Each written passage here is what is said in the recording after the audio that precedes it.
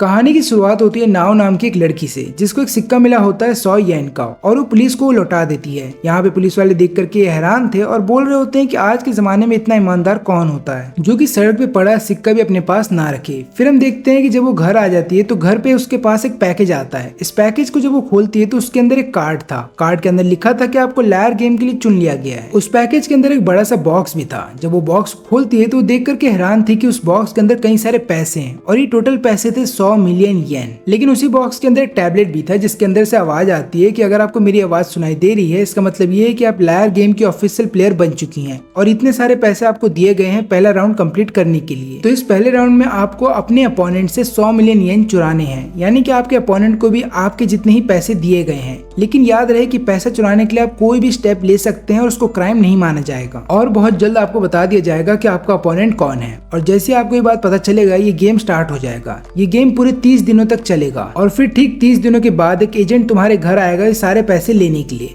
लेकिन याद रहे कि तुम अपने अपोनेंट से जितना ही पैसा चुराओगे उसको तुम अपने पास रख सकते हो। लेकिन अगर नाओ के अपोनेंट ने उससे 100 मिलियन येन छीन लिए तो फिर नाओ के ऊपर 100 मिलियन येन का कर्जा चढ़ जाएगा। अब ये बात सुनते ही यहाँ पे नाओ घबरा जाती है। उसको समझ में नहीं आ रहा होता है कि उसे क्या करना चाहिए। अब यहाँ पे हमें पता ये भी चलता है कि फैमिली के नाम पे नाओ के पास बस एक फादर है, उन्हें भी कैंसर हो रखा है और यही कारण है कि नाओ नहीं चाहती कि उसके फादर जो है आखिरी समय में उसके लिए टेंशन ले। इसलिए नाओ चली जाती है वकील से सलाह लेने के लिए। लेकिन यहाँ पे वकील बता रहा होता है कि मैं भी तुम्हारी मदद नहीं कर सकता क्योंकि तुमसे पैसे छीने नहीं गए हैं बल्कि तुम्हें पैसे दिए गए हैं। तब यहाँ पे नाव सोचती है कि उसे पुलिस के पास जाना चाहिए। लेकिन यहाँ पे वकील उसको ऐसा करने से मना कर देता है। वो बता रहा होता है कि देखो अगर एजेंट 30 दिनों के बाद तुमसे पैसे लेने आया तो तुम उसको क्या दोगी। शायद ये गेम वाले यही चाहते हैं कि तुम सारा पैसा पुलिस के पास जमा करा दो ताकि उनका एजेंट जब तुमसे पैसे लेने के लिए आए तो तुम्हारे पास कुछ भी ना हो। इसका मतलब ये है कि एक तरीके से स्कैम है क्योंकि तुम पे कर्जा भी चढ़ जाएगा और फिर उसके बाद ये गेम वाले पुलिस के पास जाकर के अपना पैसा भी रिकवर कर लेंगे। अब रात भर नाव इन्हीं चीजों के बारे में सोच रही होती है और वो लगातार अपने पैसों को गिन रही थी। वो लगातार ये बात से डर रही थी कि कहीं उसके पैसे चोरी ना हो जाएं। लेकिन फिर अगले दिन उसे एक और लिफाफा मिलता है और उसके अंदर उसके अपोनेंट का नाम था।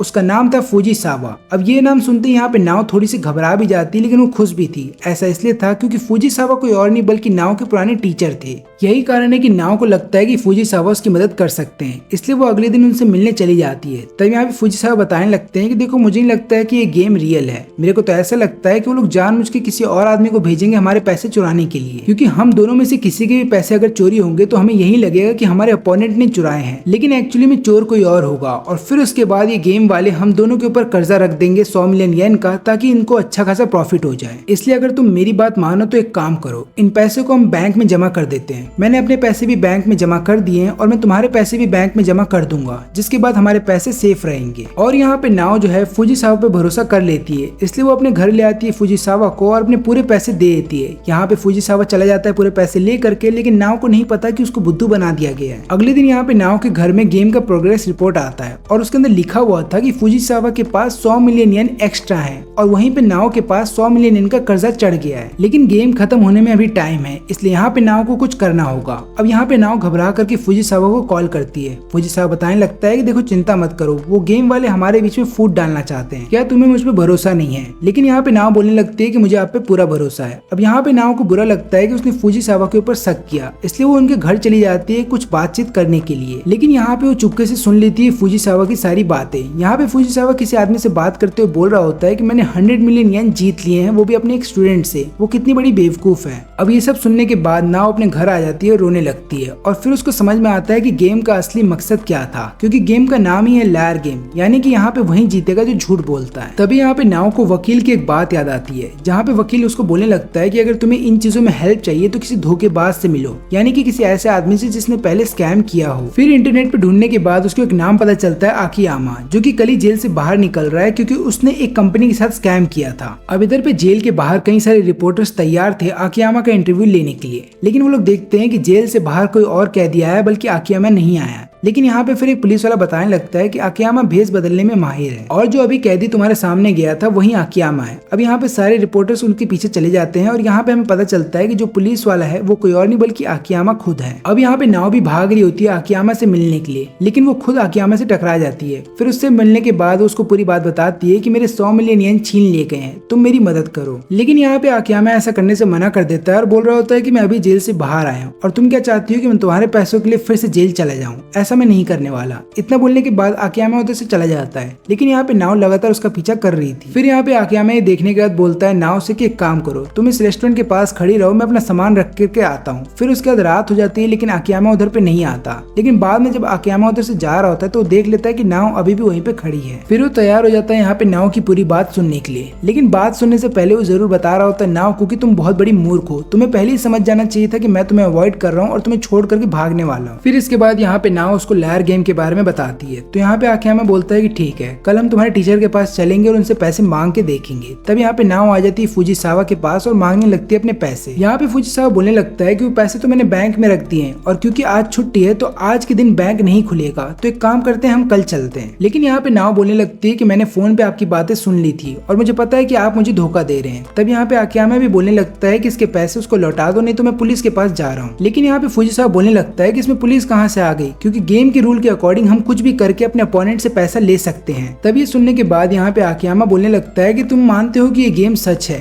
लेकिन फिर भी तुमने अपने ही स्टूडेंट को धोखा दिया। अब ये सुनने के बाद यहाँ पे फुजीसावा पागलों की तरह हंसने लगता है और बोल रहा होता है कि हाँ मैंने धोखा दिया तो उसमें गलत क्या किया, क्योंकि इंसान को किसी दूसरे इंसान के ऊपर भरोसा नहीं करना चाहिए और इंसान ज्यादातर अपने लिए ही जीते हैं। अगर नाव बेवकूफ है तो उसमें मेरी कोई गलती नहीं है। तुम्हें पता है कि स्कूल के ट्रिप के लिए लगातार मैं एक ही ट्रैवल कंपनी लगातार बुक किया करता था ताकि मुझे कमीशन मिले, लेकिन जैसे ही मैं अपने कमीशन मांगने गया उन्होंने कमीशन देने से मना कर दिया। फिर मैंने उनको धमकी दी कि मैं दूसरी ट्रैवल कंपनी बुक कर रहा हूँ, जिसके बाद वो लोग चले गए स्कूल के पास और मेरी सच्चाई जाकर के बता दी, जिसके बाद मुझे स्कूल से निकाल दिया गया। यहाँ तक कि आगे चल करके मेरी फैमिली ने भी मुझे छोड़ दिया और तब मैं समझ गया था कि इंसान बहुत लालची होता है और वो सिर्फ अपने लिए जीता है। यही कारण है कि अगर मैंने अपने लिए कुछ किया है तो उसमें गलत क्या है। यहाँ पे नाव रोते हुए बोलने लगती है कि प्लीज सर मेरा पैसा लौटा दीजिए, क्योंकि मेरे फादर को कैंसर है और मैं नहीं चाहती कि उन्हें पता चले कि मेरे ऊपर 100 मिलियन येन का कर्जा है। अगर ऐसा हुआ तो मेरे फादर बहुत ज्यादा टेंशन लेंगे और मैं नहीं चाहती कि आखिरी समय में वो टेंशन ले। तब यहाँ पे फुजीसावा हंसते हुए बोलने लगता है कि मुझे फर्क नहीं पड़ता कि तुम्हारे पिता जिंदा रहे या फिर मर जाए, मुझे सिर्फ अपने बारे में सोचना है और यही कारण है कि मुझे कैसे भी करके गेम को जीतना है। फिर ये लोग शाम होने के बाद जब इधर से जाने लगते हैं तो आकियामा बोलने लगता है कि मुझे नहीं लगता कि फुजीसावा कभी टीचर रहा होगा, सही में पैसा लोगों को बदल देता है। लेकिन तुम चिंता मत करो, इस गेम को खत्म होने में अभी 23 दिन बचे हैं और आखिरी दिन संडे है,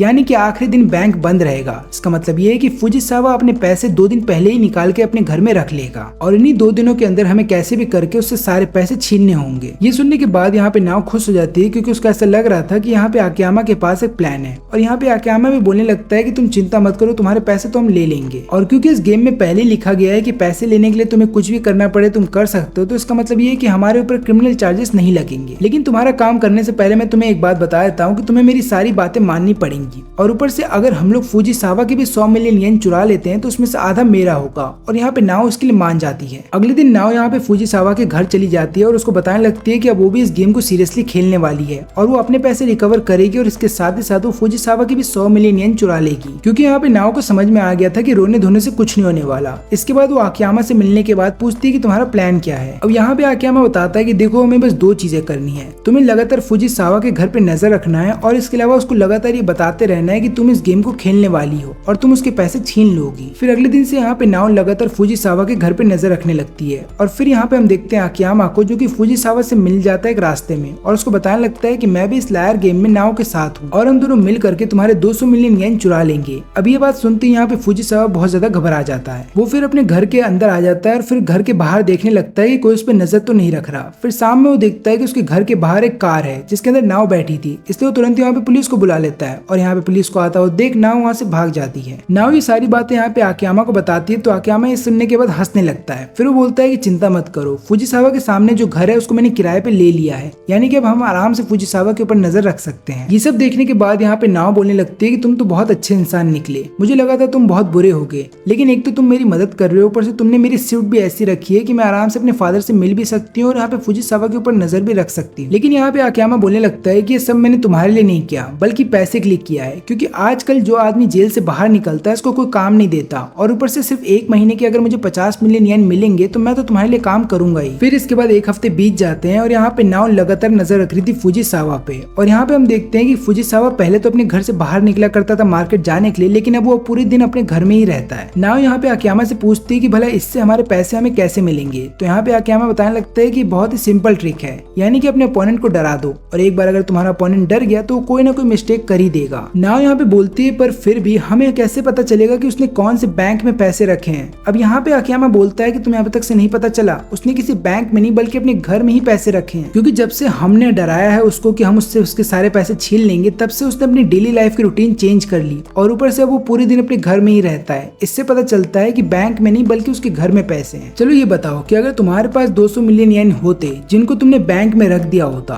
लेकिन बाद में तुम्हें पता ये चलता कि तुम पे लगातार नजर रखी जा रही है, तो तुम क्या करती? यहाँ पे नाव बताती है कि मैं अपना घर बदल देती क्योंकि मुझे पता है कि पैसे मेरे बैंक में सेफ है। लेकिन फिर यहाँ पे आकियामा बोलने लगता है कि अगर पैसे तुमने बैंक में नहीं बल्कि कहीं और छुपाए हो तो क्या फिर भी तुम अपना घर बदल देती? फिर यहाँ पे नाव बोलती है कि नहीं, फिर मैं ऐसा नहीं कर पाती क्योंकि मुझे लगातार इस बात का डर रहता कि अगर मैंने अपना घर छोड़ दिया तो उसके बाद कोई और आकर के मेरे पैसों को चुरा ना ले। और इसलिए यहाँ पे फुजिसावा भी लगातार एक ही रूम में बैठा रहता है। इसका मतलब साफ है कि उसी रूम के आसपास उसने सारे पैसे छुपा करके रखे हैं। और क्योंकि गेम को खत्म होने में अभी 16 दिन बचे हैं तो 16 दिन से पहले हम इसको एक और टेंशन देंगे, ये बोल करके कि हमें पता है कि सारे पैसे उसके घर में। इधर पे हम देखते हैं फुजिसावा को जिसकी मानसिक हालत और भी ज्यादा खराब होती जा रही थी। अब इस गेम को खत्म होने में केवल 10 दिन बचे थे और यहाँ पे क्योंकि फुजिसावा लगातार एक ही रूम में बैठा करता था तब यहाँ पे हम देखते हैं कि तभी वहाँ पे धुआं आने लगता है और यहाँ पे उसको समझ में आ जाता है कि उसके घर में आग लग गई है। वो तुरंत अपने दोस्त को कॉल करता है और बोलता है कि मेरे घर में आग लग गई है, क्या तुम उसको आकर के बुझा दोगे? उसका दोस्त बोलता है कि फायर ब्रिगेड वालों को कॉल करो ना, मुझे क्यों कॉल कर रहे हो? लेकिन तभी वो देखता है अपने सामने यहाँ पे नाव और आकियामा को। वो दोनों बताने लगते हैं कि ये फायर का साउंड मैंने अपने स्पीकर से निकाला था और ये धुआं भी हमने तुम्हारे घर में किया था ताकि हमें पता चले कि वो पैसे कहाँ पे छुपाए गए हैं। और तुम आग लग जाने के बावजूद भी तुमने इस रूम को छोड़ा नहीं और ऊपर से तुमने फायर ब्रिगेड वालों को ना कॉल करके अपने दोस्त को कॉल किया। इससे ये बात तो कंफर्म हो जाती है कि पैसे इसी रूम में छुपाए गए हैं और हमें बहुत पहले पता चल गया था कि सारे पैसे तुमने अपने घर में ही रखे हैं। अब ये सब सुनने के बाद यहाँ पे फुजिसावा हंसने लगता है और बोल रहा होता है कि हाँ, सारे पैसे मेरे घर में ही है, लेकिन उसके बावजूद भी तुम उस सारे पैसे चुरा नहीं पाओगे क्योंकि उन सारे पैसों को मैंने यहाँ पे लॉकर के अंदर बंद रखा है जिसके बारे में सिर्फ मुझे पता है। यहाँ तक कि तुम इस लॉकर को उठा भी नहीं सकते, बहुत ज्यादा भारी है। तो मुझे ये लगता है कि अब तुम्हें घर जाना चाहिए और ये सोचना चाहिए कि तुम वो कर्जा कैसे चुकाने वाली हो। ये सब देखने के बाद यहाँ पे नाव घबरा जाती है और समझ जाती है कि उसको पैसे नहीं मिलने वाले। लेकिन तभी यहाँ पे आकियामा बोलने लगता है फुजिसावा को कि मैं इस लॉकर को आराम से खोल सकता हूँ और सारे पैसे आराम से चुरा भी लूंगा, तुम चिंता मत करो, बस देखते जाओ। और ये सब सुनने के बाद यहाँ पे फुजिसावा घबरा जाता है। फिर यहाँ पे रास्ते में आकियामा नाव को बताने लगता है कि तुमने देखा ना कि फुजिसावा कैसे घबरा गया था,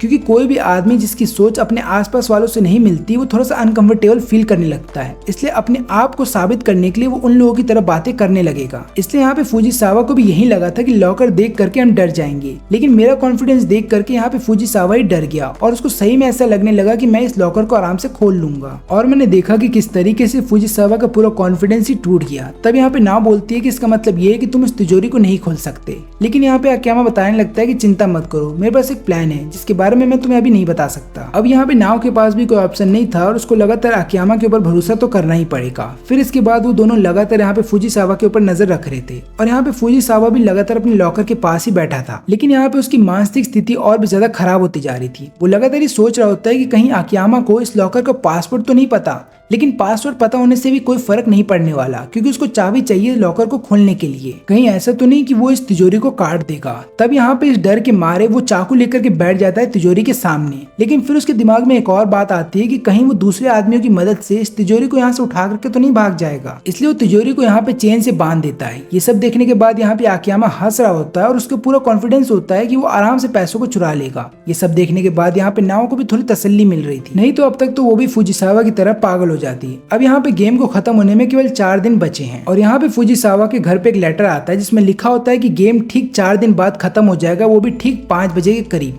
जब उनका एक आदमी लेने आएगा उनसे सारे पैसे। और यहाँ पे यही लेटर मिला होता है नाव को भी। नाव लेटर पढ़ने के बाद यहाँ पे आकियामा को बोलने लगती है कि अब हम क्या करने वाले हैं। आकियामा बोलता है कि वही जो अब तक हम करते हुए आए थे, बस हमें नजर रखनी है और चिंता मत करो, बहुत जल्द हमारे पास सारे पैसे आ जाएंगे। और यहाँ पे फुजिसावा भी अब लगातार लॉकर के पास ही बैठा रहता था। उसकी हालत और भी ज्यादा खराब होती जा रही थी। लेकिन यहाँ पे नाव भी लगातार भरोसा कर रही थी आकियामा पे और उसको विश्वास था कि उसको सारे पैसे मिल जाएंगे। अब यहाँ पे दिन बीत जाते हैं और अब गेम खत्म होने में केवल 1 ही घंटे बचे थे और यहाँ पे नाव घबरा जाती है क्योंकि आकियामा उसके आसपास नहीं था। वो रोते हुए यहाँ पे चली जाती है फुजिसावा के पास और बोलने लगती है कि प्लीज मेरे पैसे लौटा दीजिए, क्योंकि आकियामा कहीं चला गया है और मुझे नहीं पता कि वो इस समय कहाँ पे है और ऊपर से गेम खत्म होने में केवल 1 ही घंटे बचे हैं। तब यहाँ पे फुजिसावा हंसते हुए बोलता है कि देखा, मैंने तो कहा था ना, तुम मुझसे मेरे पैसे नहीं लूट पाओगे। और फिर इसके बाद वो नाव को धक्का दे देता है वहां से और बोलता है कि मैं तुम्हें एक भी पैसा लौटाने वाला नहीं हूँ। फिर उसके बाद वो अपना गेट बंद कर लेता है और अंदर जाकर के केवल समय देख रहा था। अब यहाँ पे नाव लगातार गेट के पास चिल्ला रही होती है, लेकिन अब समय बीत चुका था। 1 घंटे बीतने के बाद हम देखते हैं कि यहाँ पे एजेंट गेट के पास आ जाता है पैसे लेने के लिए। अब यहाँ पे फुजिसावा जैसे गेट को ओपन करता है तो एजेंट बोलने लगता है कि मैं आया हूँ गेम की तरफ से पैसे कलेक्ट करने के लिए और मैं ही कलेक्टर हूँ। फिर यहाँ पे फुजिसावा उसको तुरंत ही तिजोरी के पास ले आता है और अपनी तिजोरी खोल करके दिखाता है कि देखो मेरे पास 200 मिलियन येन पड़े हैं, तो इसमें से 100 मिलियन येन तुम ले सकते हो अपने पास और बाकी 100 मिलियन येन मैं जीत चुका हूँ, तो वो पैसे मुझे दे दो। लेकिन यहाँ पे कलेक्टर बोलने लगता है कि पहले मुझे नोट्स के सीरियल नंबर चेक करने होंगे, इसलिए थोड़ा सा टाइम लगेगा इसमें। फुजिसावा बोलता है कि ठीक है तुम आराम से नोटों को गिन सकते हो। लेकिन फिर हम देखते हैं कि फुजिसावा के गेट के बाहर 3 लोग आ जाते हैं। वो लोग बोल रहे होते हैं कि हम गेम की तरफ से आए हैं पैसे को कलेक्ट करने के लिए। लेकिन यहाँ पे फुजिसावा बोलने लगता है कि ऐसा कैसे हो सकता है, भला तुम्हारा एक आदमी ऑलरेडी आ चुका है पैसों को कलेक्ट करने के लिए, वो भी ठीक 5 बजे। लेकिन यहाँ पे लोग बोल रहे होते कि नहीं, टाइमिंग तो 6 बजे की थी। और जब फुजिसावा अपने लॉकर के पास वापस आता है तो देखता है कि वो कलेक्टर कोई और नहीं बल्कि आकियामा था, जो कि सारे पैसे यहाँ पे ला कर दे देता है नाव को, वो भी समय से पहले। और यहाँ पे लोग चले जाते हैं नाव के पास पैसे कलेक्ट करने के लिए। ये चीज देखने के बाद यहाँ पे फुजिसावा पागल हो जाता है और बोलने लगता है ऐसा कैसे हो सकता है,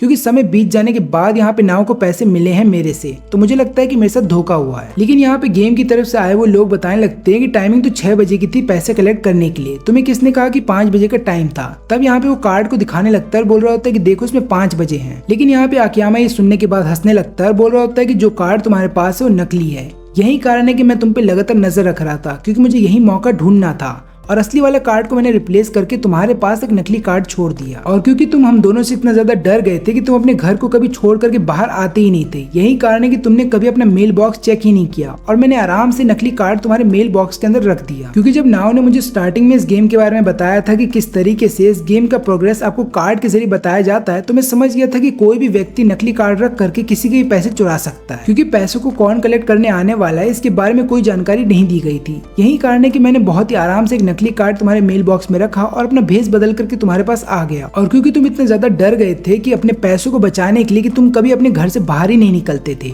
और तुमने जैसे ही देखा कि टाइम खत्म हो गया तुम लापरवाह हो गए। तुमने एक बार भी नहीं सोचा कि कलेक्टर और कार्ड नकली भी हो सकते हैं। अब यहाँ पे फुजिसावा लगातार रोने लगता है और ये चीज देख करके यहाँ पे नाव को भी थोड़ा सा बुरा लग रहा था। फिर इसके बाद यहाँ पे सारे पैसे गिन लिए जाते हैं और 100 मिलियन येन यहाँ पे ये लोग अपने साथ ले जाते हैं और यहाँ पे 100 मिलियन येन दे दिए जाते हैं नाव को, और फिर उसमें से आधा यहाँ पे आकियामा को मिल जाता है। इसके बाद जब ये दोनों अपने घर जा रहे होते हैं तो नाव बोलने लगती है कि तुमने तो मुझे ही बेवकूफ बना दिया था। यहाँ पे आकियामा बोलता है कि ऐसा करना जरूरी था, क्योंकि तुम्हें रोता हुआ देखने के बाद ही यहाँ पे फुजिसावा को लगा था कि वो जीत चुका है। फिर यहाँ पे नाव पूछने लगती है कि बेचारे के ऊपर कर्जा हो गया 100 मिलियन येन का। तो यहाँ पे आकियामा बोलता है कि इसमें हम क्या कर सकते हैं। नाव बोलती है कि पर उसके साथ अब होगा क्या। तो यहाँ पे आकियामा बोलता है कि किसको पता, लेकिन 100 मिलियन येन का कर्जा चुकाना आसान नहीं है। फिर इसके बाद वो भागते हुए चली जाती है फुजिसावा के पास और सारे पैसे अपने दे देती है फुजिसावा को और बोलने लगती है कि बस तुम मुझसे प्रॉमिस करो कि आज के बाद तुम भी दूसरे इंसान पे भरोसा करोगे और कभी ये नहीं बोलोगे कि इंसान भरोसे के लायक नहीं होते। ये सब देखने के बाद यहाँ पे फुजिसावा अपने घुटनों के बल बैठ जाता है और लगातार यहाँ पे माफी मांगने लगता है नाव से।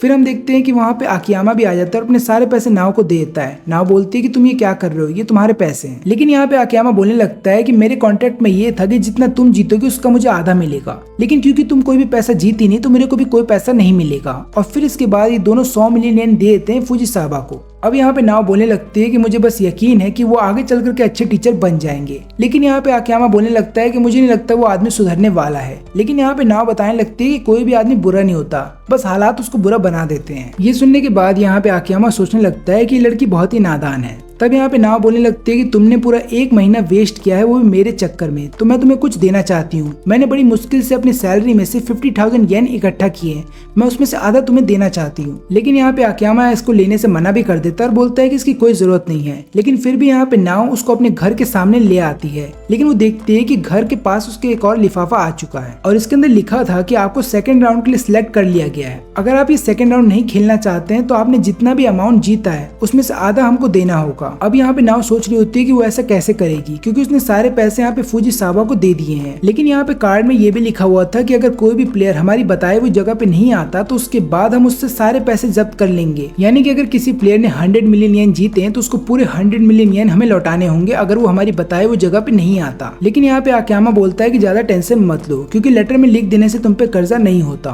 और ऊपर से मेरा नंबर नंबर ले लो, अगर तुम्हें कभी मेरी मदद की जरूरत पड़ी तो मुझे कॉल कर लेना। इतना बोलने के बाद आकियामा उधर से चला जाता है। अब यहाँ पे रात भर नाओ इन्हीं चीजों के बारे में सोच रही होती है। वो लगातार यहाँ पे आकियामा को कॉल तो करना चाहती थी, लेकिन वो ऐसा कर नहीं रही थी। उसका ये मानना था कि उसने ऑलरेडी आकियामा को बहुत ज्यादा डिस्टर्ब कर दिया है 1 महीने से, खासकर अपने पैसे बचाने के लिए। लेकिन फिर अगले दिन उसके घर पे वही वकील आ जाता है। वो उससे सारी बात पूछने लगता है और यहाँ पे नाओ उसको पूरी बात बता भी देती है कि कैसे वो पहला राउंड जीत गई है, लेकिन सेकंड राउंड के लिए उसको बुलाया गया है किसी जगह पे। और यहाँ पे वकील बताता है कि देखो चिंता मत करो, तुम्हें इन लोगों को कोई पैसे देने की जरूरत नहीं है। एक काम करो, तुम उस जगह पे जाओ जहाँ पे गेम होने वाला है और उनको बता दो कि तुम्हें तंग करना बंद करे, नहीं तो तुम पुलिस के पास जाओगी। और अगर फिर भी वो लोग नहीं मानते तो चिंता मत करो, मैं तुम्हारा केस लड़ने के लिए तैयार हूँ। लेकिन सबसे अजीब बात ये थी कि इस बार ये वकील नाव का केस लड़ने के लिए तैयार था और वो भी उसके लिए फीस भी नहीं ले रहा था। और इतना बोलने के बाद वो उधर से चला जाता है। अब इधर पे नाव बहुत ज्यादा खुश थी। उसको ऐसा लग रहा था कि अब उसको टेंशन लेने की कोई जरूरत नहीं है। वो यहाँ पे आकियामा को कॉल करके बताती भी है कि अब सब चीज ठीक हो जाएगा। फिर अगले दिन वो उस जगह पे चली भी आती है जहाँ पे गेम ने उसको बुलाया था, लेकिन इसके बारे में वो यहाँ पे आकियामा को कुछ भी नहीं बताती। और यहाँ पे वो जब नाव के घर पे आता है तो देखता है कि नाव का घर अंदर से बंद है। वो समझ जाता है कि कहीं ना कहीं नाव गेम खेलने के लिए चली गई है। लेकिन हम देखते हैं कि इस जगह पे आ जाने के बाद नाव एक आदमी से मिलती है और उसको बताने लगती है कि देखो मैं इस गेम को नहीं खेलने वाली, और अगर तुमने मुझे लगातार तंग किया तो मैं पुलिस के पास जाऊंगी। ये सुनने के बाद ये आदमी हंसने लगता है और अपना मास्क हटा देता है। और फिर यहाँ पे नाव को पता चलता है कि ये तो वही वकील है। ये आदमी बताने लगता है कि मैं कोई वकील नहीं बल्कि इसी गेम का गाइड हूँ और मैंने तुमको यहाँ पे जानबूझ करके बुलाया ताकि तुम इस गेम को खेलो। नाव को पता चल जाता है कि वो फिर से बेवकूफ बन गई है। फिर अंदर आ जाने के बाद उसको एक नेम टैग दिया जाता है जिसके ऊपर एक नंबर था और खासकर एक चमकती हुई चीज भी थी। फिर इसके बाद नाव एक हॉल में आ जाती है और वो यहाँ पे आने का देखती है कि उसी की तरह कई और प्लेयर्स भी यहाँ पे आ चुके हैं जिन्होंने अपना पहला राउंड जीत लिया है। अब हम देखते हैं कि यहाँ पे स्टेज के ऊपर एक मास्क वाला आदमी आ जाता है जो कि अपने आप को डीलर बताता है और ये बोलने लगता है कि अब सेकंड राउंड स्टार्ट होने वाला है। लेकिन तभी वहाँ पे आकियामा आ जाता है जो कि बोलने लगता है कि मैं भी खेलूंगा। और यहाँ पे नाव हैरान थी कि आकियामा यहाँ पे कैसे आ गया। तो वो बताने लगता है कि देखो चिंता मत करो, मैं तुम्हें इसके बारे में बाद में बताऊंगा, लेकिन अभी फिलहाल के लिए मैं तुम्हारी मदद करना चाहता हूँ ताकि मैं तुम्हें इस फालतू गेम से बाहर निकाल सकूं। फिर यहाँ पे डीलर बताने लगता है कि यहाँ पे टोटल 22 लोग हैं और हर किसी ने 100 मिलियन येन जीते थे। इसका मतलब यहाँ पे अभी टोटल है 2.2 बिलियन येन और अगला राउंड तुम्हें इन्हीं पैसों को जीतने के लिए खेलना है। और इस वाले राउंड में जो भी प्लेयर एलिमिनेट हो जाएंगे वो गेम को छोड़ करके जा सकते हैं, लेकिन याद रहे कि तुम्हें अपने 100 मिलियन येन यहीं पे छोड़ करके जाने होंगे। और क्योंकि इस गेम में लगातार हर कोई एलिमिनेट होता रहेगा और जो आखिरी में बचेगा उसी को मिलेंगे 2.2 बिलियन येन। लेकिन तभी यहाँ पे एक लड़की बोलती है कि मैं तो एक लड़की हूँ और मैं बहुत कमजोर हूँ, यही कारण है कि मैं अपने साथ 100 मिलियन येन लेकर के नहीं घूम सकती। तभी यहाँ पे डीलर बोलता है कि हमें पता है कि हर कोई 100 मिलियन येन लेके नहीं घूमेगा, इसलिए तुम्हारे नेम टैग में जो डायमंड लगा हुआ है उसकी कीमत ही 100 मिलियन येन है और यही तुम्हारा गेम मनी है इस राउंड के लिए। और आखिरी में जो भी जीतेगा उसको डायमंड के बदले पैसे दिए जाएंगे। फिर एक बूढ़ा आदमी पूछने लगता है क्या इस राउंड के बाद विजेता को तीसरा राउंड भी खेलना पड़ेगा। तो यहाँ पे डीलर बोलने लगता है कि वो प्लेयर के ऊपर डिपेंड करता है। अगर प्लेयर चाहता है कि तीसरा राउंड ना खेले तो उसको विनिंग अमाउंट में से आधा हमें देना पड़ेगा और आधा अमाउंट लेकर के वो यहाँ से जा सकता है। लेकिन फिर यहाँ पे नाव पूछने लगती है कि जो प्लेयर हार जाएगा उसके साथ क्या होगा। फिर यहाँ पे वो बोलने लगता है कि देखो वही सेम चीज जो पहले राउंड में हुआ था, यानी कि अगर तुम हार जाते हो तो तुम पे 100 मिलियन येन का कर्जा आ जाएगा और तुम लोग चिंता मत करो, हम लोग कैसे भी करके अपने पैसे वसूल कर ही लेते हैं। ये सब सुनने के बाद वहाँ पे हर एक व्यक्ति डर जाता है। फिर यहाँ पे डीलर बताने लगता है कि आज जो गेम हम खेलने वाले हैं उसका नाम है माइनॉरिटी रूल। आपने मेजोरिटी रूल के बारे में तो सुना ही होगा, यानी कि मेजोरिटी जिस चीज के लिए हाँ करती है वही होता है। लेकिन इस वाले गेम में उल्टा होगा, यानी कि इस वाले गेम में जो माइनॉरिटी होंगे वो बच जाएंगे और मेजॉरिटी को एलिमिनेट कर दिया जाएगा। और इस वाले गेम में हम तुमसे एक सवाल करेंगे, उसका तुम्हें यस या नो में आंसर देना है, या फिर बोल सकते हो कि तुम्हें वोट करना है। अगर यस का ज्यादा वोटिंग निकला तो वो सभी लोग एलिमिनेट कर दिए जाएंगे और उन सबको अपना डायमंड यहीं पे छोड़ करके जाना होगा। और इसी तरीके से लगातार क्वेश्चन पूछे जाएंगे और आप लोगों को अपना वोट देना होगा। आखिरी में कोई एक ही प्लेयर या फिर 2 प्लेयर बचेंगे। अगर आखिरी में 2 विनर निकलते हैं तो उन दोनों में पैसे इक्वली डिवाइड कर दिए जाएंगे। लेकिन तभी एक लड़का बोलता है कि इन गेम वालों ने चीटिंग की है, क्योंकि हमारे बीच इनके कई सारे प्लेयर्स हो सकते हैं जो कि जानबूझ करके यहाँ पे जीतने की कोशिश करेंगे ताकि पैसे इन्हीं के पास रह जाएं। लेकिन यहाँ पे डीलर बोलने लगता है हंसते हुए कि देखो ये मेजॉरिटी रूल का गेम नहीं है बल्कि माइनॉरिटी रूल का है। अगर मेजॉरिटी रूल का होता तो हम अपने प्लेयर्स को भेज देते जिसके बाद पैसे हमारे पास रहते,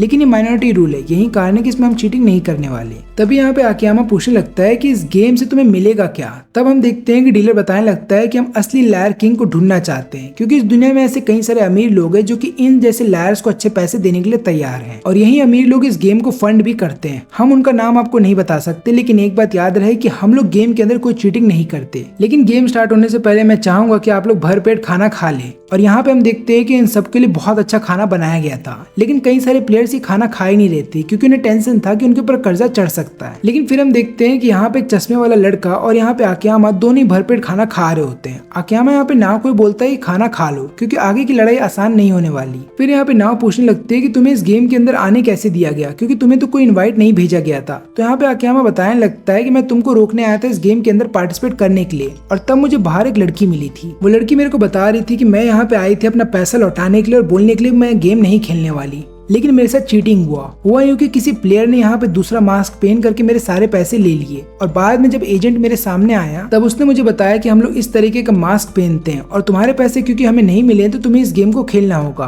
बाद में वो लड़की वहाँ पे बैठ करके रोने लगी और जब मैं उससे मिला तो लड़की ने फिर डिसाइड कर लिया कि वो अपना नेम बैच मुझे दे देगी, और मैंने भी उसका नेम बैच रख लिया क्योंकि मुझे भी पैसे जीतने हैं। अगर मैं यहाँ पे जीतता हूँ तो पैसे मेरे होंगे और हारा भी तो कर्जा मेरे ऊपर होगा, और इसलिए मैं चाहूंगा कि हम दोनों यहाँ से पैसे जीत करके चले जाए। नाव ये सुन करके खुश हो जाती है। फिर खाना खा लेने के बाद यहाँ पे डीलर इन सबको एक जगह पे बुलाता है और बोलता है कि देखो मैं तुम्हें गेम का एक डेमो दिखाने वाला हूँ ताकि तुम्हें समझ में आ जाए कि गेम किस तरीके से काम करेगा। तो देखो हर किसी के बैच पे एक नंबर लिखा हुआ है और वही सेम नंबर्स इन जैसे कई सारे बॉल्स के ऊपर भी लिखे गए हैं। तो जो भी बॉल मैं अपने हाथों से निकालूंगा और उसके ऊपर जो नंबर होगा उस प्लेयर को सामने आना पड़ेगा। अब यहाँ पे क्योंकि 18 नंबर निकला था तो एक लड़की सामने आ जाती है। फिर उसको बोला जाता है एक सवाल करने के लिए जिसका आंसर केवल यस या नो में दिया जा सकता है। फिर ये लड़की एक सवाल करती है क्या तुम वुमेन हो, और फिर यहाँ पे डीलर बोलने लगता है कि तुम सबको एक पर्ची दी जाएगी जिसके ऊपर यस या नो लिखा होगा और उसके साथ ही तुम्हारा नंबर भी होगा और तुम्हें इसी के जरिए वोटिंग करनी होगी। और इसके अलावा जब भी कोई सवाल तुमसे पूछा जाएगा तो तुम सबको 6 घंटे दिए जाएंगे सोचने के लिए, लेकिन क्योंकि अभी के लिए सिर्फ एक डेमो है तो तुम्हें 10 मिनट दिए जा रहे हैं। अब यहाँ पे नाव अपना दिमाग चलाने लगती है और वो समझ जाती है कि उसको मिला करके यहाँ पे 6 लड़कियां हैं, तो वो सोच रही होती है कि हम लोग आराम से माइनॉरिटी में आ जाएंगे और इस गेम को जीत भी जाएंगे।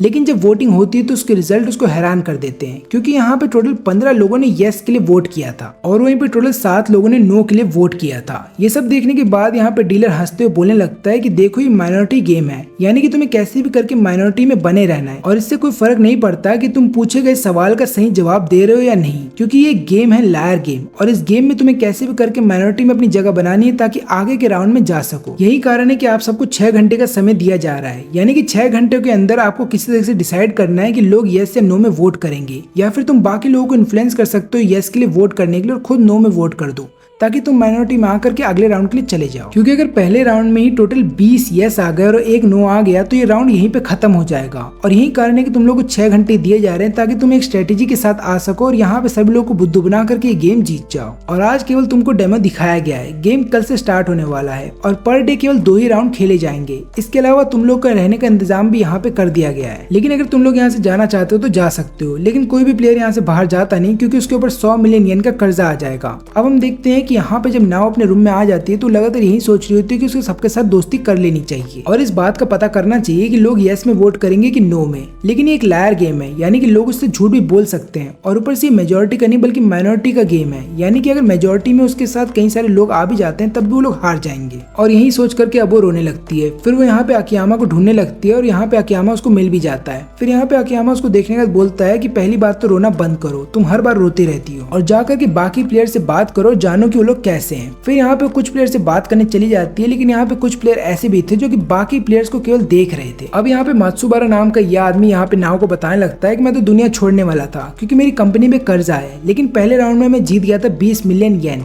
लेकिन उसमें से सारे पैसे मैंने दे दिए अपनी कंपनी का कर्जा उतारने के लिए। और जब सेकंड गेम का मुझे इनवाइट आया तो मेरे पास एक भी पैसे नहीं थे, यही कारण है कि मुझे मजबूरन यहाँ पे आना पड़ा गेम खेलने के लिए। लेकिन यहाँ पे ताकायोशी नाव को बताने लगता है कि पहला राउंड मैंने जीता था 2 मिलियन येन को चोरी करके, मुझे लगा था सेकंड राउंड भी इजी होगा, मैं चोरी करके गेम जीत जाऊंगा, लेकिन अब मुझे क्या पता कि मेरे ऊपर 100 मिलियन येन का कर्जा होने वाला है। और मुझे तो ऐसा लगता है कि अपने पैसों को रिकवर करने के लिए लायर गेम वाले हमारे बॉडी पार्ट्स को ही बेच देंगे। अब इधर पे नाव आ जाती है आकियामा के पास और उसको सारी बात बता देती है कि यहाँ पे ज्यादातर लोग यही सोच करके आए थे कि सेकंड राउंड पहले राउंड की तरह इजी होगा, और ये सोच करके कि अब उनके साथ क्या होने वाला है यहाँ पे नाव रोने लगती है। तो यहाँ पे आकियामा बोलता है कि रोना तो बंद करो और चलो मेरे रूम में, मैं तुम्हें बताता हूँ कि मेरे पास क्या प्लान है, क्योंकि मेरे प्लान के अकॉर्डिंग हमारे ऊपर ना तो कर्जा आएगा और ना ही हम पैसे जीत पाएंगे, और उल्टा हमें 40 मिलियन येन मिलेंगे और फिर हम यहाँ से चले जाएंगे। लेकिन ऐसा होने के लिए हमें एक टीम बनानी पड़ेगी और इस टीम के अंदर टोटल 8 मेंबर्स होंगे। अब बाकी लोग भले कोई भी वोट करे, लेकिन हमारी टीम के जो मेंबर्स हैं उसमें से 4 यस के लिए वोट करेंगे और 4 नो के लिए वोट करेंगे। फिर अगले राउंड में केवल हमारी टीम के 4 ही मेंबर्स जाएंगे, जिसमें से 2 यस के लिए करेंगे, 2 नो के लिए करेंगे, और आखिरी में केवल 2 ही प्लेयर जाएंगे हमारी टीम से जो कि यस और नो के लिए वोट करेंगे। और मुझे ऐसा लगता है कि आखिरी में केवल हमारा प्लेयर ही जीतेगा, और फिर वो जब जीत जाएगा तो उसको 2.2 बिलियन येन दिए जाएंगे,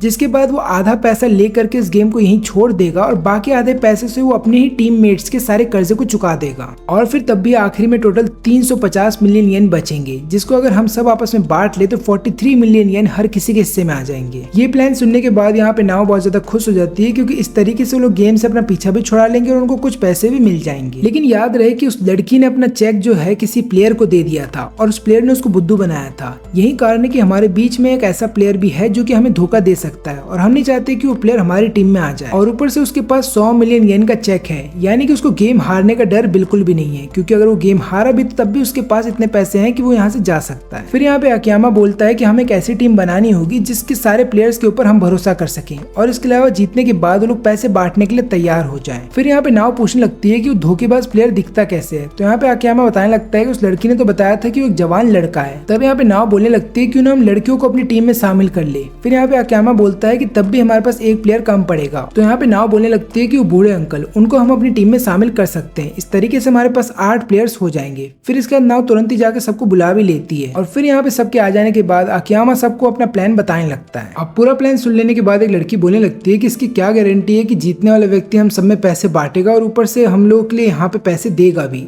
तब यहाँ पे अकियामा बोलने लगता है कि देखो, इसलिए हमें कॉन्ट्रैक्ट बनाना होगा आपस में, यानी कि हम सब लोग प्लान के अकॉर्डिंग ही चलेंगे और हमें कोई धोखा नहीं देगा। लेकिन तभी यहाँ पे एक लड़की ये भी बात पूछती है कि तुमने हमें ही क्यों चुना। तब यहाँ पे नाव बताने लगती है कि एक प्लेयर था जिसने कि दूसरे प्लेयर से 100 मिलियन येन ले लिए थे, ये बोल करके कि वो इस गेम में पार्टिसिपेट नहीं कर रहा बल्कि इस गेम का गाइडर है। और उस लड़की से बात करने के बाद अकियामा को पता चला था कि वो आदमी एक यंग लड़का है। यही कारण है कि मैंने अपने ग्रुप में सभी लड़कियां और इस बूढ़े आदमी को रखा है। तब यहाँ पे हितोमी पूछने लगती है क्या तुम्हें किसी के ऊपर शक है। नाव यहाँ पे बताती है कि मुझे 15 के ऊपर शक है, और यहाँ पे हितोमी बोलती है कि मुझे भी उसी के ऊपर शक हो रहा है, क्योंकि उसको देख करके ऐसा लग रहा है कि वो एकदम बेफिक्र है, और ऊपर से मुझे ऐसा लगता है कि उसी के पास 100 मिलियन येन होंगे। यही तो कारण है कि वो बेफिक्र घूम रहा है। अकियामा यहाँ पे बोलने लगता है कि देखो, अभी फिलहाल के लिए वो हमारी टेंशन नहीं है, क्योंकि अभी फिलहाल के लिए हमें एक साथ खेलना है, बस यही हमें सोचना है। और ऊपर से ज्यादा टेंशन मत लो, क्योंकि अगर हम प्लान के अकॉर्डिंग चलेंगे तो इस गेम को जीत जाएंगे। अब यहाँ पे सभी लोग खुश हो जाते हैं ये सोच करके कि वो लोग इस गेम को आराम से जीतने वाले हैं। लेकिन यहाँ पे तुम्हें बोल रही होती है कि पर फिर भी हमें बाकी लोगों से बात करते रहना होगा, ताकि सबको ये शक ना हो जाए कि हम लोग एक टीम बनकर के खेल रहे हैं। फिर इसके बाद यहाँ पे गेम स्टार्ट हो जाता है, और पहले राउंड में हम देखते हैं कि पहले नंबर के बंदे को बुलाया जाता है। वो यहाँ पे स्टेज पे आने का एक सवाल पूछता है कि बेसबॉल फुटबॉल से ज्यादा अच्छा है। तो यहाँ पे डीलर बताने लगता है कि जिनको लगता है कि बेसबॉल ज्यादा अच्छा है वो यस में डालेंगे, जिनको लगता है नहीं वो नो में डालेंगे। अब इसके बाद इनका 6 घंटे स्टार्ट हो जाता है, और जब तक ये 6 घंटे खत्म नहीं हो जाते ये लोग हॉल छोड़ के जा नहीं सकते। इसके अलावा इनका फोन भी जब्त कर लिया जाता है। और यहाँ पे हितोमी नाव के पास आकर के बोलने लगती है कि मुझे तो डर लग रहा है कहीं हम ये राउंड हार ना जाए, और बस मुझे डर इस बात का भी है कि कहीं 15 नंबर जीत ना जाए, नहीं तो आगे चल करके वो हमारे लिए मुसीबत खड़ी कर सकता है। अब ये सब सुन लेने के बाद यहाँ पे नाव लगातार 15 नंबर के ऊपर नजर तो रख रही थी, लेकिन यहाँ पे 15 नंबर कोई ऐसा काम नहीं कर रहा था कि उसके ऊपर शक हो। और यहाँ पे जितने भी बाकी मेंबर्स होते हैं वो बाकी लोगों से बात करने लगते हैं, और यहाँ पे अकियामा भी बहुत आराम से बैठा हुआ था। फिर इसके बाद यहाँ पे सब लोग अपना वोट दे देते हैं, और यहाँ पे हम देखते हैं कि अकियामा के ग्रुप ने पहले डिसाइड कर लिया था कि कौन 4 लोग यस में वोट करेंगे, कौन 4 लोग नो में वोट करेंगे। अब यहाँ पे यस माइनॉरिटी में होता है, तो यही कारण है कि यहाँ पे ये चारों लोग आ जाते हैं अगले राउंड के लिए। अब यहाँ पे हितोमी बताने लगती है नाव को कि 15 भी अगले राउंड में पहुंच गया है। नाव तुरंत ही जाती है अकियामा के पास और उसको भी ये बात बता देती है। लेकिन यहाँ पे वो बोलने लगता है कि यहाँ पे कुछ तो गलत हो रहा है, क्योंकि तुमने ध्यान से देखा होगा कि अगर एक और वोट यस की तरफ आ जाता तो ये मैच यहीं पे ड्रॉ हो जाता।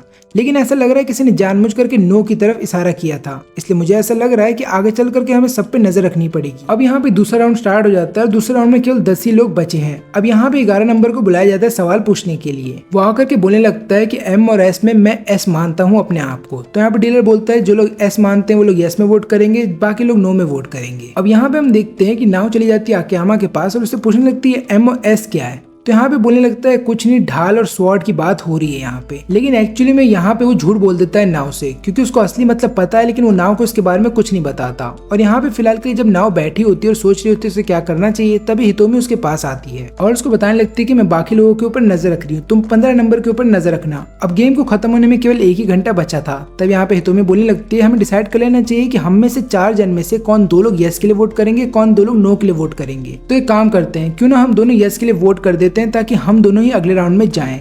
लेकिन कहीं ऐसा तो नहीं कि तुम आकियामा को प्यार करती हो, यही कारण है कि तुम आकियामा के साथ अगले राउंड में जाना चाहती हो। लेकिन यहाँ पे नाओ बोल तो रही होती है कि नहीं ऐसा कुछ भी नहीं है, लेकिन नाओ के मन में यही था कि उसे आकियामा के साथ अगले राउंड में जाना था। लेकिन यहाँ पे आकियामा ने उसको पहले ही बता दिया था कि अगले राउंड में हम दोनों एक साथ जाएंगे तो हमारे बाकी टीममेट्स को हम पे शक होगा, इसलिए हमें अलग हो जाना चाहिए। लेकिन एक बात याद रखना कि एक ही टीम के अंदर दो लड़कियां नहीं होनी चाहिए। यही कारण है कि मैं हितोमी के साथ यस में वोट करूंगा और तुम उस बूढ़े आदमी के साथ नो में वोट करना। अब वोटिंग हो जाती है, फिर फैसला यह आता है कि यस वाले मेजोरिटी में नहीं बल्कि माइनॉरिटी में है और यहाँ पे नो वाले मेजोरिटी में है। लेकिन केवल एक वोट से यहाँ पे ड्रॉ होने से बच गया, तो यहाँ पे आकियामा समझ जाता है कि कुछ तो गलत हो रहा है। अब यहाँ पे नाओ को भी घर जाना होगा और हम देखते हैं कि यहाँ पे ये 4 जन पहुंच जाते हैं फाइनल में। लेकिन फिर इसके बाद यहाँ पे डीलर के द्वारा ये बोला जाता है कि अगला राउंड कल खेला जाएगा। अब रात हो जाने के बाद यहाँ पे नाओ बोल रही होती है आकियामा को कॉल करके कि मुझे डर लग रहा है कि कल का क्या होने वाला है। लेकिन यहाँ पे आकियामा बोलने लगता है कि मुझे ऐसा लग रहा है कि वो जो सीक्रेट प्लेयर है जो कि हम सबसे छुप रहा है वो कल कुछ करने वाला है, इसलिए अभी फोन रख दो, मैं जा रहा हूँ सोने के लिए। लेकिन फिर अगले दिन यहाँ पे नाओ आ जाती है रिजल्ट देखने के लिए कि इस गेम का रिजल्ट क्या आया है। इसके अलावा वो यहाँ पे आकियामा को ये बात भी बताने लगती है कि नंबर 1 का प्लेयर भी आ गया है रिजल्ट को देखने के लिए। फिर इसके बाद यहाँ पे राउंड स्टार्ट हो जाता है। हितोमी को बोला जाता है सवाल पूछने के लिए। हितोमी यहाँ पे बोलती है कि इस गेम को मैं जीतूंगी। फिर डीलर बोलता है कि जिनको लगता है हितोमी इस गेम को जीतेगी वो यस में करे, बाकी लोग नो में वोट करें। अब यहाँ पे हम देखते हैं कि आकियामा अपने नाम की पर्ची तो डाल देता है, लेकिन वो अपनी पर्ची को बहुत ही टाइटली बंद करता है। अब ये सब देखने के बाद यहाँ पे हितोमी बोलती है कि इससे क्या फर्क पड़ता है, रिजल्ट तो वही रहेगा ना। आकियामा यहाँ पे बोलता है बस देखती जाओ। यहाँ पे हम देखते हैं कि ये लॉयर पूछने लगता है नाओ से कि तुम यहाँ पे क्या कर रही हो। नाओ बोलने लगती है कि मैं रिजल्ट देखने आई हूँ। और यहाँ पे लॉयर बोलता है कि ठीक है फिर अंदर आकर रिजल्ट देख लो, क्योंकि वैसे भी तुम्हारा कुछ बदलने वाला नहीं है, तुम्हें 100 मिलियन येन का कर्जा तो चुकाना ही होगा। अब यहाँ पे सब लोग भी देख लेते हैं कि नाओ आ चुकी है रिजल्ट देखने के लिए। फिर इसके बाद डीलर एक एक करके सबकी पर्ची निकालता है और यहाँ पे सबसे पहली पर्ची निकलती है ताकायोशी की, जिसने की नो के लिए वोट किया होता है। फिर यहाँ पे हितोमी की पर्ची खोली जाती है जिसने यस के लिए वोट किया था। फिर यहाँ पे खोली जाती है नंबर 15 की पर्ची जिसने के लिए नो के लिए वोट किया था। और यहाँ पे नाओ समझ जाती है कि आकियामा नो के लिए वोट करेगा, जिसके बाद हितोमी ये राउंड जीत जाएगी और हम जीत गए, ऐसा वो चिल्ला चिल्ला कर लगातार बोल रही होती है। हितोमी को बोलती है कि हम जीत गए, लेकिन यहाँ पे हितोमी बोलती है तुम कितनी बड़ी मूर्ख हो, क्योंकि हम नहीं जीते बल्कि मैं जीता हूँ। और फिर यहाँ पे बोलने लगता है कि मेरा असली नाम हितोमी नहीं बल्कि यूजी है और मैं एक लड़की नहीं बल्कि लड़का हूँ। और ऊपर से मैंने ही उस लड़की से 100 मिलियन येन का चेक ले लिया था और उसके बाद अपना भेष बदल लिया था। तुमने मुझे अपनी टीम में बुला लिया, जिसके बाद मुझे पता चल गया था तुम्हारा प्लान क्या है। और ऊपर से मैंने कॉन्ट्रैक्ट साइन भी किया है, तो हितोमी के नाम का किया है। इसका मतलब यही है कि मेरे को तुम्हें एक भी पैसे नहीं लौटाने, यानी कि सारा जीत का पैसा अब मेरा होगा। लेकिन फिर यहाँ पे नाओ बोलने लगती है कि तुम इतनी ज्यादा कॉन्फिडेंट कैसे हो सकते हो कि तुम ही हर राउंड को जीतोगे। तब यहाँ पे यूजी बताने लगता है तुम्हें क्या लगता है, आकियामा ने जैसा सोचा था, जिस तरीके से उसने टीम बनाई थी, उसी तरीके से मैंने बाकी 2 और टीम बनाई थी 8 लोगों की। और ये टीम मैंने आकियामा का प्लान सुनने के बाद ही बनाया था और हर एक टीम में मैं कॉमन मेंबर था। यही कारण है कि मेरे को पता चल रहा था कि वो टीम वाले यस में वोट करेंगे या नो में। और मैंने ही सबको कहा था कि आधे लोग यस में वोट करें और आधे लोग नो में वोट करें। और ऊपर से क्योंकि यूजी जो है कॉमन मेंबर था हर एक ग्रुप में, तो यही कारण है कि बाकी ग्रुप्स के लिए वोट कम पड़ रहे थे, यानी कि बाकी ग्रुप्स का 2 वोट कम पड़ रहा था। यही कारण है कि यूजी यहाँ पे यस के लिए वोट करे या फिर नो के लिए वोट करे, वो किसी के लिए भी वोट करे, वो ग्रुप अपने आप ही माइनॉरिटी बन जाएगा। और इसलिए यहाँ पे यूजी आराम से इस मैच को जीतने वाला है। अब यहाँ पे यूजी बताने लगता है कि जब मैंने तुम्हारा प्लान सुन लिया था तो उसके बाद मैं नीचे आ गया था और फिर उसके बाद नीचे आने के बाद मैंने ऑलरेडी एक टीम बना ली थी 7 लोगों की और गेम के दौरान ही मैंने बाकी 7 लोगों की एक और टीम बना ली। और तुम्हें मैंने बोला था ना कि लगातार हम बाकी लोगों से बात करते रहेंगे ताकि किसी को भी हमारे ऊपर शक ना हो। ये मैंने सिर्फ इसलिए बोला था ताकि मैं आराम से एक दूसरी टीम बना लूं और तुम्हें मुझ पर शक ना हो। और इसके अलावा 15 नंबर को भी मैंने अपनी तरफ वोट करने के लिए बोला था। यही कारण था कि तुम लोगों को शक हो रहा था लगातार 15 नंबर के ऊपर और यहाँ पे मैं आराम से इस मैच को जीत रहा था। ताकायोशी यहाँ पे बोलने लगता है कि तुमने हमारे साथ भी कॉन्ट्रैक्ट साइन किया था, लेकिन यूजी बोलने लगता है कि मेरा नाम तो कुछ और है, इसलिए इस कॉन्ट्रैक्ट का कोई मतलब बनता ही नहीं है। फिर इसके बाद यहाँ पे ताकायोशी उसको मारने तो जाता है, लेकिन यूजी उसको एक ही पंच में नीचे कर देता है और बाद में बोल रहा होता है कि मैं कराटे में ब्लैक बेल्ट हूँ, इसलिए मुझसे लड़ने का कोई फायदा नहीं है। और ऊपर से डीलर ने खुद ही बोला था कि हमारे पास 6 घंटे होंगे सोचने के। यही कारण है कि मैं जिस दिन ये मैच स्टार्ट होने वाला था उसके एक रात पहले तक मैं सोया नहीं। मैं लगातार सोच रहा था कि मुझे कैसे भी करके इस गेम को जीतना है। यही कारण है कि जब पहले राउंड में हमें 6 घंटे दिए गए थे तो मैंने 6 घंटे का टाइम इस्तेमाल किया लोगों का विश्वास जीतने के लिए। फिर बाद में उनके साथ एक मिलकर के टीम बनाया और हर किसी को विश्वास दिलाया कि हम लोग मिलकर के जीतेंगे और उनसे वही काम करवाया जो मैं करवाना चाहता था। यही कारण है कि अब इस राउंड को मैं ही जीतने वाला हूँ। तुम लोग मूर्ख हो जो तुम लोग मेरी बातों में आ गए। ये तुम्हारी गलती है कि तुम लोग इस 6 घंटे के टाइम को ढंग से यूटिलाइज नहीं कर पाए। नाओ भी यहाँ पे रोते हुए बोल रही होती है कि हम हार गए, लेकिन यहाँ पे डीलर बोलने लगता है तुम लोगों की बकवास खत्म हो गई हो तो मैं आखिरी वोट को खोलना चाहूंगा। और यहाँ पे हम देखते हैं कि आकियामा का वोट आता है यस के लिए, यानी कि अब एक और राउंड होने वाला है। यहाँ पे यूजी बोलता है कि तुमने यस के लिए वोट क्यों किया, जबकि तुमने तो कहा था तुम नो के लिए वोट करने वाले हो। आकियामा यहाँ पे बोलता है कि मुझे तुम्हारा प्लान पहले ही पता चल गया था, क्योंकि तुम खुद सोचो ना कि जिस प्लेयर ने चेक लिया था दूसरे प्लेयर से, उसको ये बात बहुत अच्छे से पता थी कि अगर ये वाला प्लेयर अंदर आ गया गेम खेलने के लिए तो वो मुझे पहचान जाएगा, इसलिए वो जानबूझकर अपना भेष बदल करके जाएगा चेक लेने के लिए। लेकिन वहीं पे मैंने 15 नंबर के अंदर ये चीज नोटिस की कि वो शुरू से अपना चश्मा पहन रहा है, उसने एक बार भी अपना चश्मा उतारा नहीं, तो वो खुद क्यों चाहेगा कि उसके ऊपर लोगों को शक हो। यही कारण है कि मैं समझ गया था कि ये वो प्लेयर हो ही नहीं सकता। और ऊपर से मैं जिस प्लान के साथ आया था उसके बारे में मुझे ये बात अच्छे से पता थी कि वो प्लान दूसरी टीम के मेंबर को भी आ सकता है। यही कारण है कि अगर दूसरी टीम के मेंबर ने भी सेम मेरी तरह सोच लिया तो उसके बाद मेरा प्लान खराब हो जाएगा और ऊपर से हर एक राउंड ड्रॉ होते रहेंगे। और फिर मैंने ये चीज भी नोटिस की है कि जितने भी लोग यहाँ पे हार रहे थे और यहाँ से बाहर जा रहे थे वो लोग टेंशन नहीं ले रहे थे, यानी कि हर किसी को ऐसा लग रहा था कि उनका कोई तो टीममेट है जो कि इस मैच को जीत जाएगा और बाद में उन्हें भी कर्जे से आजाद करवा देगा। और तभी मुझे शक हो गया था कि हमारे अलावा यहाँ पे एक और दूसरी या तीसरी टीम भी है। और जब सुबह सुबह मेरे को नाव ने कॉल करके बताया था कि नंबर 1 का प्लेयर भी मैच को देखने आया है, तब मैं समझ गया कि गारंटी एक और टीम बन चुकी है। और ऊपर से मुझे तुम्हारे ऊपर शक तभी हो गया था जब नाव ने बताया था कि हमारे बीच में कोई ऐसा प्लेयर है जिसने दूसरे प्लेयर से चेक लिया था। लेकिन यहाँ पे तुम्हारे होश उड़ गए थे ये नाम सुनते ही कि एक और प्लेयर हमारे बीच में है जो गद्दारी कर सकता है। और ऊपर से जब तुम नाव के पास गई ये बोलने के लिए कि हाँ मुझे 15 नंबर के ऊपर शक है कि जरूर उसी ने चेक चुराया होगा, और जैसे ये बात तुमने नाव को बोली मैं समझ गया कि तुम ही वो धोखेबाज प्लेयर हो, क्योंकि नाव ने तुम्हें ये बात तो बताई थी कि एक प्लेयर ने दूसरे प्लेयर से 100 मिलियन येन लिए हैं, लेकिन उसने तुम्हें ये कभी नहीं बताया था कि उसने चेक के रूप में लिए हैं। और तभी मैं समझ गया कि धोखेबाज प्लेयर तुम ही हो। लेकिन यहाँ पे यूजी बोलते हैं ज्यादा खुश मत हो, क्योंकि ये वाला राउंड जो है टाई हो गया है, अभी भी अगला राउंड बचा है, यानी कि हम चारों में से कोई भी विनर बन सकता है। फिर इसके बाद यहाँ पे डीलर निकालता है एक बॉल जिसके ऊपर 22 नंबर था, यानी कि इस बार बारी थी आकियामा की सवाल करने की।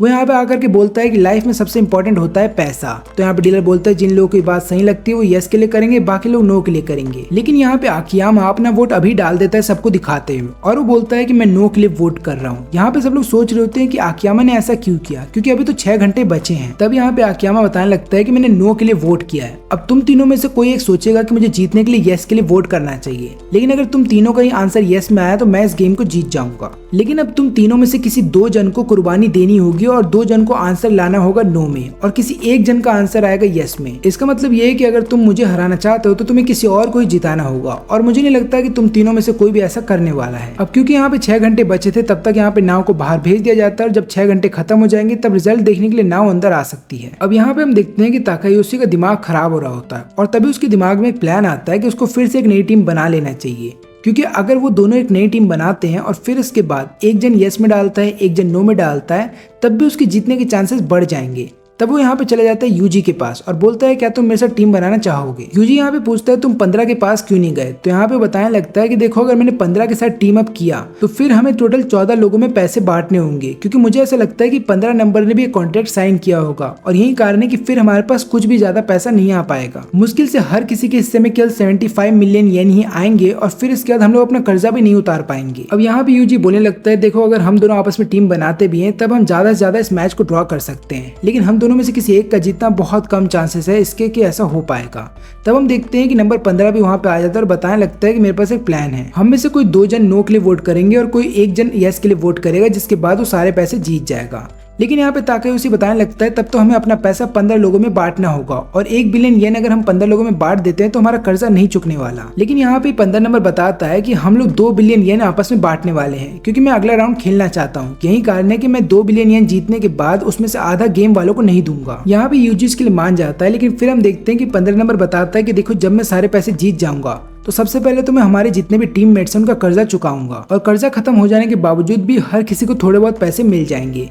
लेकिन मेरे हिस्से में आएंगे टोटल 230 मिलियन येन, जो कि मैं अपने पास रखूंगा, और आखिरी में जो 1 मिलियन येन बचेगा वो हम दे देंगे यूजी को। ये बात सुनते ही यहाँ पे यूजी गुस्सा हो जाता है और बोलता है मुझे इतना कम क्यों मिल रहा है। लेकिन फिर यहाँ पे वो बताने लगता है कि देखो पहली बात तो ये कि तुम्हारे पास 100 मिलियन का चेक है, यानी कि तुम उसको दे करके अपना आराम से कर्जा उतार दोगे, और ऊपर से क्योंकि तुमने हमें धोखा दिया था तो तुम्हारे लिए इतना ही ठीक है। अब यहाँ पे केवल 10 ही मिनट बचे थे। तब यहाँ पे यूजी बोलता है कि एक काम करते हैं, हम लोग इस राउंड को ड्रॉ कर देते हैं और फिर बाद में रात भर सोचेंगे कि पैसों को कैसे डिवाइड करना है। लेकिन यहाँ पे ताकायोशी यूजी की बात मानने से मना कर देता है। वो बोल रहा होता है कि मुझे इसके ऊपर भरोसा नहीं है। तब यहाँ पे 15 नंबर बोल रहा होता है कि चिंता मत करो, तुम दोनों अपनी यस की पर्ची मुझे दे दो, मैं जा करके नो में वोट डाल दूंगा, फिर उसके बाद ही मैच मैच हो जाएगा ड्रॉ। और फिर इसके बाद ये लोग भी अपना वोट डाल देते हैं। जब वोटिंग का टाइम यहाँ पे खत्म हो जाता है तब नाव को अंदर बुला लिया जाता है और यहाँ पे आकियामा इन तीनों को देख करके बोल रहा होता है कि तुम तीनों मेरे जाल में फंस गए हो। फिर इसके बाद जब यहाँ पे वोटिंग होती है तब हम देखते हैं कि डीलर बताता है कि 3 यस के लिए आए हैं और 1 नो के लिए है, यानी कि यहाँ पे आकियामा जीत चुका है। और ये चीज देख करके यहाँ पे यूजी और ताकायोशी दोनों के होश उड़ जाते हैं और फिर उन दोनों को पता ये चलता है कि यहाँ पे 15 नंबर तो कब से आकियामा के साथ मिला हुआ था। यही कारण है कि उसने इन तीनों का वोट लेकर के यस के लिए दे दिया और यहाँ पे आकियामा को जिता दिया। ताकायोशी बोलने लगता है तुमने हमें धोखा क्यों दिया। तो यहाँ पे 15 नंबर बताने लगता है कि देखो इस गेम का नाम ही है लायर गेम, यानी कि तुम्हें झूठ बोल करके आगे बढ़ना होगा। यूजी बोलता है कि तुम तो आगे का गेम खेलना चाहते थे ना, लेकिन यहाँ पे 15 नंबर बोलने लगता है कि सेकंड राउंड इतना ज्यादा खतरनाक था तो कौन ही तीसरा राउंड खेलना चाहेगा। यही कारण है कि मैं मैच को ड्रॉ करवाना चाहता था, लेकिन मुझे पता था कि स्टार्टिंग में तुम इसके लिए नहीं मानते, इसलिए मैंने तुम्हें बोला कि मैं तुम्हें बहुत ही कम पैसे दूंगा। जिसके बाद तुम्हें गुस्सा आ गया और तुमने कहा कि मैच को अभी ड्रॉ करवा देते हैं, कल देखा जाएगा कि पैसे किस में बटेंगे। और इसलिए मैंने तुम दोनों का वोट अपने पास ले लिया और मैंने खुद भी यस के लिए वोट कर दिया, जिससे कि आकियामा ये मैच जीत गया। अब यहाँ पे नाव पूछने लगती है कि तुम 15 नंबर के साथ कब से मिल करके खेल रहे हो। तो यहाँ पे आकियामा बताने लगता है कि पिछले रात को मैंने उसको कॉल किया था और इस बात का पता लगाया था कि एक दूसरी टीम है या नहीं, और मुझे पता चल गया था कि एक दूसरी टीम भी है। और फिर जब सुबह सुबह नाव ने बताया था कि एक और प्लेयर यहाँ पे आया है मैच के रिजल्ट देखने के लिए, तो मैं समझ गया कि यहाँ पे एक तीसरी टीम भी है। और फिर यहाँ पे आकियामा ने मेरे को बता दिया था कि यूजी हम सबको धोखा देने वाला है और उसने भरोसे के लिए मुझे अपना नेम बैज भी दे दिया था, क्योंकि आकियामा ने मुझे ये बोला था कि अगर मेरी बात गलत निकली तो तुम मेरा नेम टैग बेच करके अपना सारा कर्जा चुका सकते हो। और ऊपर से जब यूजी ने अपना सारा सच्चाई बता दिया तो मेरे को विश्वास हो चुका था कि आकियामा मुझसे सच बोल रहा था। इसके अलावा हमने लायर गेम वालों से पहले ही पूछ लिया था कि अगर किसी प्लेयर के पास उसका नेम टैग नहीं है तो क्या उसको सारी जीती हुई रकम मिलेगी, और हमें पता चला कि नहीं, उसको नहीं दी जाएगी जीती हुई रकम।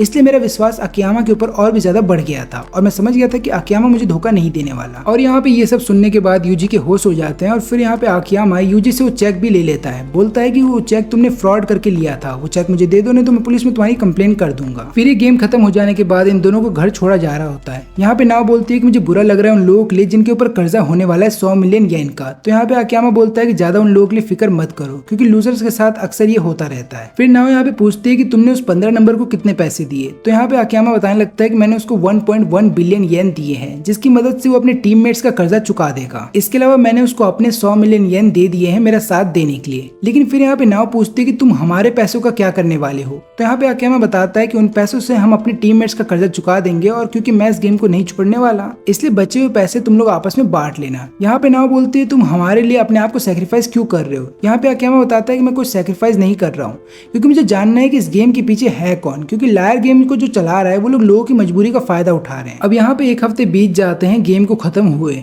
अब यहाँ पे नाव लगातार कॉल तो करती है आकियामा को, लेकिन आकियामा एक बार भी उसका कॉल नहीं उठाता। तभी घंटी बजती है और यहाँ पे जब वो गेट खोलती है तो वकील उसके सामने था। वो वकील के लिए दरवाजा बंद करने वाली थी, लेकिन वकील बता रहा था कि तुम्हारे चक्कर में आकियामा फंस चुका है, और फिर वो वकील को अंदर आने देती है। तो यहाँ पे नाव बताने लगती है कि देखो मैं तो अपने 43 मिलियन येन भी आकियामा को देना चाहती हूँ, लेकिन वो लेगा नहीं। तब यहाँ पे वकील बताता है कि उसके डार्क पास्ट की वजह से शायद वो ये सब कर रहा है। नाव यहाँ पे पूछने लगती है कौन सा पास्ट। तब यहाँ पे वकील पूछता है पहले ये बताओ कि तुम आकियामा के बारे में कितना जानती हो। तो यहाँ पे नाव बताती है कि मैं बस इतना जानती हूँ कि वो बहुत अच्छा स्कैमर है। ये सुनने के बाद वकील हंस देता है और बोलता है कि शायद तुम आकियामा को बस उसके जेल से जानती हो, लेकिन जहाँ तक मुझे पता है कि आकियामा जेल में जाने से पहले साइकोलॉजी का बहुत अच्छा स्टूडेंट हुआ करता था। बचपन में ही उसका बाप गुजर गया था और सारी जिम्मेदारी माँ के कंधों पे आ गई थी। फिर माँ ने लेकिन हार नहीं मानी, लगातार सारे काम किए और यहाँ पे अपने बेटे को पढ़ाया। यहाँ पे आकियामा बचपन से ही बहुत होशियार था और यही कारण है कि आगे चल करके एक बहुत बड़ी यूनिवर्सिटी में उसका एडमिशन भी हो गया। लेकिन आगे चल करके आकियामा की माँ की तबीयत खराब हो जाती है और जब वो हॉस्पिटल में होती है तो यहाँ पे आकियामा बोलने लगता है कि मैं कॉलेज छोड़ दूंगा और मैं कई सारी जॉब करूंगा ताकि मैं आपका ख्याल रख सकूं। लेकिन यहाँ पे उसकी माँ बोलती है कि नहीं, तुम ऐसा कुछ भी नहीं करोगे, बल्कि तुम लगातार अपनी यूनिवर्सिटी जाओगे, और ऊपर से मैंने तुम्हारी पढ़ाई के लिए काफी सारे पैसे इकट्ठा करके रखे हैं। लेकिन एक्चुअली में ये सब झूठ था, क्योंकि इनके ऊपर काफी सारा कर्जा था। फिर एक दिन यहाँ पे उसकी माँ की दोस्त उससे मिलने आती है और वो बताने लगती है कि देखो एक कंपनी है जो कि लोगों को खूब सारे पैसे देती है, बस फर्क इतना है कि तुम्हें उस कंपनी का एक मेंबर बनना पड़ेगा। और यहाँ पे ये सुनने के बाद उसकी माँ मान जाती है इसके लिए। लेकिन एक्चुअली में एक फ्रॉड MLM कंपनी था, जिसके कॉन्ट्रैक्ट पे यहाँ पे उसकी माँ साइन कर देती है बिना पढ़े। लेकिन आगे चल करके जब आकियामा की माँ को पता चलता है कि कंपनी फ्रॉड है, लोगों को ठगती है, तो उन्होंने डिसाइड कर लिया कि वो कंपनी छोड़ देगी। उन्होंने कंपनी छोड़ भी दिया था, लेकिन कॉन्ट्रैक्ट के अनुसार अगर आप कंपनी को पहले ही छोड़ देते हैं अपने टाइम पीरियड से, तो आपको 10 मिलियन येन चुकाने होंगे कंपनी को। अब इतना कर्जा हो जाने के बाद आकियामा की माँ ने एक दिन सुसाइड कर लिया। उनको ये लगा था कि उनके मर जाने के बाद उनके इंश्योरेंस का जितना पैसा है उनके बेटे को मिल जाएगा। और फिर इसके बाद आकियामा ने अपना कॉलेज तो कंप्लीट कर लिया, लेकिन उसने कसम खाई थी कि वो बदला लेके रहेगा उस कंपनी से, और फिर आगे चल करके उसने यही किया, यानी कि उसने उस पूरी कंपनी को ही डुबो दिया, जिसकी वजह से उसको जेल जाना पड़ा था। तो अब जाकर के हमें पता ये चलता है कि यहाँ पे आकियामा नाव की इसलिए मदद कर रहा था क्योंकि यहाँ पे वो नाव के अंदर अपनी माँ को देख रहा था। जिस तरीके से उसकी माँ ने जल्दी लोगों पे भरोसा कर लिया था, उसी तरीके से नाव भी हर किसी पे भरोसा कर लेती है। यही कारण है कि वो नाव को इस गेम से बाहर निकालना चाहता है। फिर ये वकील बताने लगता है कि अगर तुम आकियामा की मदद करना चाहती हो तो एक काम करो, ठीक 3 दिन के बाद एक लूजर गेम स्टार्ट होने वाला है। इस गेम में मैं चाहूंगा कि तुम आकियामा को पार्टिसिपेट करवाओ। इसके अलावा सेकंड गेम के अंदर जितने भी लोग हार गए थे वो भी इस गेम में पार्टिसिपेट कर सकते हैं अपना कर्जा चुकाने के लिए। और एक और बात मैं तुमको बता देता हूँ कि तुम जितना पैसा जीतोगी उसकी मदद से तुम आकियामा की मदद कर सकते हो इस गेम से बाहर निकलने में। और चिंता मत करो, इस गेम का नाम ही लूजर्स गेम है, यानी कि इस गेम में ज्यादातर सभी लूजर्स होंगे। और ऊपर से तुम्हारे ऊपर तो कोई कर्जा भी नहीं है, उल्टा तुम्हारे पास तो 40 मिलियन येन एक्स्ट्रा है। तो तुम इस गेम में पार्टिसिपेट जरूर करना। और मुझे बोलना तो नहीं चाहिए, लेकिन तुम्हारे पास क्योंकि एक्स्ट्रा पैसे है तो मुझे लगता है तुम इस गेम को आराम से जीत जाओगी और तुम इस गेम से आकियामा को भी बाहर निकाल सकती हो। इतना बोलने के बाद वो उसको एक इन्विटेशन कार्ड देकर के वहाँ से चला जाता है। फिर अगले दिन नाव एक सूटकेस के साथ उस जगह पहुंच जाती है जहाँ पे गेम कंडक्ट करवाया जा रहा है। और इन्विटेशन कार्ड में लिखा हुआ था कि आप अपने साथ कोई भी 4-5 सामान लेकर के आ सकते हैं। और इस बार का जो गेम था वो एक बॉलिंग अरीना में रखा गया था। यहाँ पे नाव ये भी देखती है कि जितने लोग सेकंड गेम में हार गए थे ज्यादातर वही लोग इस गेम को फिर से खेलने के लिए आ चुके हैं। तब इन सब के सामने डीलर आ जाता है और बताने लगता है कि तुम सबको इस गेम में 100 मिलियन येन दिए जाएंगे और तुम सबके पास एक एम नाम का टिकट होगा जिसकी वैल्यू 100 मिलियन येन है। और तुम लोग चाहो तो अपने हिसाब से इन 100 मिलियन येन को खर्च कर सकते हो। और आज जो गेम हम खेलने वाले हैं उसका नाम है डाउन साइजिंग गेम। और यहाँ पे जितने भी लोग मौजूद हैं उसमें से कोई एक ही हारेगा और बाकी सब जीत जाएंगे। और इधर पे आकियामा सोच रहा होता है कि नाव ने इतनी बार उसे कॉल किया था, लेकिन पिछले 3 दिनों से एक बार भी नाव ने उसे कॉल नहीं किया, क्योंकि यहाँ पे आकियामा को पता ही नहीं है कि नाव उसके बिना ही गेम खेलने चली गई है। और यहाँ पे डीलर फिर बता रहा होता है कि जो भी व्यक्ति तुम में से एक हारेगा उसके ऊपर 100 मिलियन येन का कर्जा आ जाएगा, लेकिन जितने भी लोग यहाँ पे जीतेंगे उन सब में 100 मिलियन येन इक्वली डिवाइड कर दिए जाएंगे, यानी कि हर किसी के हिस्से में केवल 12 मिलियन येन ही आएंगे। लेकिन तब एक लड़का बोलने लगता है कि हम सबके ऊपर 100 मिलियन येन का कर्जा है और ऊपर से हमें बोला ये गया था कि इस गेम में हम खूब सारे पैसे कमा सकते हैं, लेकिन 12 मिलियन येन की मदद से हम अपना कर्जा कैसे चुकाएंगे। तब यहाँ पे डीलर बोलने लगता है कि तुम अपने आसपास के एरिया को देखो, ये एरिया पूरी तरीके से खाली है, यानी कि यहाँ पे तुम अपने एम टिकट का इस्तेमाल कर सकते हो कुछ भी खरीदने के लिए। जैसे कि तुम्हें प्यास लगी है लेकिन तुम्हारे आसपास पानी नहीं है, तभी एक आदमी तुम्हें पानी ऑफर करता है 500 येन में और तुम तैयार हो जाते हो उसके पानी खरीदने के लिए। तब तुम्हें एम टिकट पे उन दोनों का नाम लिखना होगा और फिर इसके अलावा तुम्हें अमाउंट भी लिखना होगा जितने अमाउंट में तुम वो चीज खरीद रहे हो, और फिर वो डील उन दोनों के बीच में हो जाएगी। लेकिन याद रहे कि अगर किसी भी व्यक्ति ने डील को तोड़ा तो उसके ऊपर 100 मिलियन येन का कर्जा आ जाएगा। और यही कारण है कि तुम लोग अपने एम टिकट से खूब सारे पैसे कमा सकते हो। नाव यहाँ पे समझ तो जाती है कि एम टिकट की मर्जी से आप कुछ भी खरीद सकते हो और कुछ भी बेच सकते हो, और ऊपर से इन व्हाइट टिकट में भी लिखा था कि आप अपने साथ कोई भी सामान लेकर के आ सकते हो। लेकिन यहाँ पे नाव सारे फालतू सामान लेकर के आई थी जो कि कोई खरीदना नहीं चाहेगा। फिर इसके बाद यहाँ पे डीलर बताने लगता है इस एल टिकट के बारे में और बोल रहा होता है कि इस एल टिकट के अंदर तुम्हें उन 5 प्लेयर्स का नाम लिखना है जिनको तुम अगले राउंड में देखना चाहोगे। तुम चाहो तो किसी एक ही प्लेयर का नाम 5 बार लिख सकते हो, लेकिन तुम अपना नाम नहीं लिख सकते। फिर इस एल टिकट के अंदर नाम लिख देने के बाद तुम्हें एक बॉक्स के अंदर डाल देना है और हर 1 घंटे बाद वोट गिने जाएंगे किस प्लेयर को सबसे ज्यादा वोट मिले हैं। जिसको सबसे कम वोट मिलेंगे वो ये गेम हार जाएगा। लेकिन याद रहे कि वोटिंग के केवल 10 राउंड ही होंगे और पहला वोटिंग होगा ठीक 3 घंटों के बाद, इसलिए तब तक के लिए जो तुम्हें करना है वो करो। अब यहाँ पे नाव देखती है कि सब लोग बहुत ही ज्यादा शांत हैं। ऐसा लग रहा है कि सबको पता चल गया है कि इस गेम को कौन हारेगा और कौन जीतेगा। तभी यहाँ पे ताकायोशी आ जाता है नाव के पास कुछ कोल्ड ड्रिंक बेचने के लिए। नाव उससे पूछती है कि सब लोग इतने शांत क्यों हैं। तभी यहाँ पे वो बताने लगता है कि यूजी ने पिछले गेम में हम सबको धोखा दिया था, यही कारण है कि सब लोग यहाँ पे यूजी के खिलाफ वोट करेंगे, यानी कि उसे सबसे कम वोट दिए जाएंगे ताकि वो हार जाए। तब यहाँ पे यूजी सबके सामने आकर के बताने लगता है कि अभी हमारे पास 3 घंटे हैं, क्यों ना हम सब एक एक करके अपनी कहानी बताए कि वो लोग जीतना क्यों डिजर्व करते हैं। फिर एक एक करके हर एक व्यक्ति अपनी कहानी बताने लगता है। लेकिन जब आखिरी में यहाँ पे नाव की बारी आती है तो यूजी यहाँ पे नाव की तरफ से बोलने लगती है कि नाव के ऊपर तो कोई कर्जा भी नहीं है, उल्टा उसके पास 40 मिलियन येन एक्स्ट्रा है। ये सुनने के बाद हर कोई यहाँ पे नाव पे गुस्सा करने लगता है। फिर यहाँ पे यूजी नाव से अकेले में बात करने के लिए चला जाता है और उसको बता रहा होता है कि जहाँ तक मैं समझ पा रहा हूँ हर कोई हमारे खिलाफ वोट करेगा, तो क्यों ना हम दोनों मिलकर के टीम बनाए और एक दूसरे के लिए वोट करें। टोटल 10 राउंड्स होंगे और 10 राउंड में अगर 5 बार हमने एक दूसरे का नाम ही लिखा तो हमें टोटल 50% वोट मिल जाएंगे और 50% अगर वोट हमें मिल गए तो हमारा हारना नामुमकिन है। तुम इस चीज को ध्यान से समझो। यहाँ पे टोटल 9 लोग हैं, यानी कि टोटल 450 वोट्स पड़ने वाले हैं और अगर हम दोनों ही एक दूसरे को अपना वोट देते हैं तो हम दोनों को 50-50 वोट मिल जाएंगे, जिसके बाद हमें हराने के लिए यहाँ पे सभी लोगों को 51 वोट चाहिए होंगे और ऐसा होना पॉसिबल नहीं है। यही कारण है कि हम दोनों आराम से इस मैच को जीत सकते हैं। लेकिन यहाँ पे नाव बोलने लगती है कि बाकी प्लेयर भी तो एक दूसरे को वोट दे सकते हैं, जिसके बाद हर किसी के हिस्से में 50 वोट आ जाएंगे। लेकिन यहाँ पे वो बताने लगता है कि देखो तभी तो मैंने मीटिंग करवाई थी, जिसके बाद हर किसी का दूसरा टारगेट तुम भी बन गई हो। अब यहाँ पे कई सारे लोग चैन की सांस लेंगे तो कई सारे लोग कंफ्यूज होंगे कि किसको उन्हें वोट करना चाहिए किसको नहीं।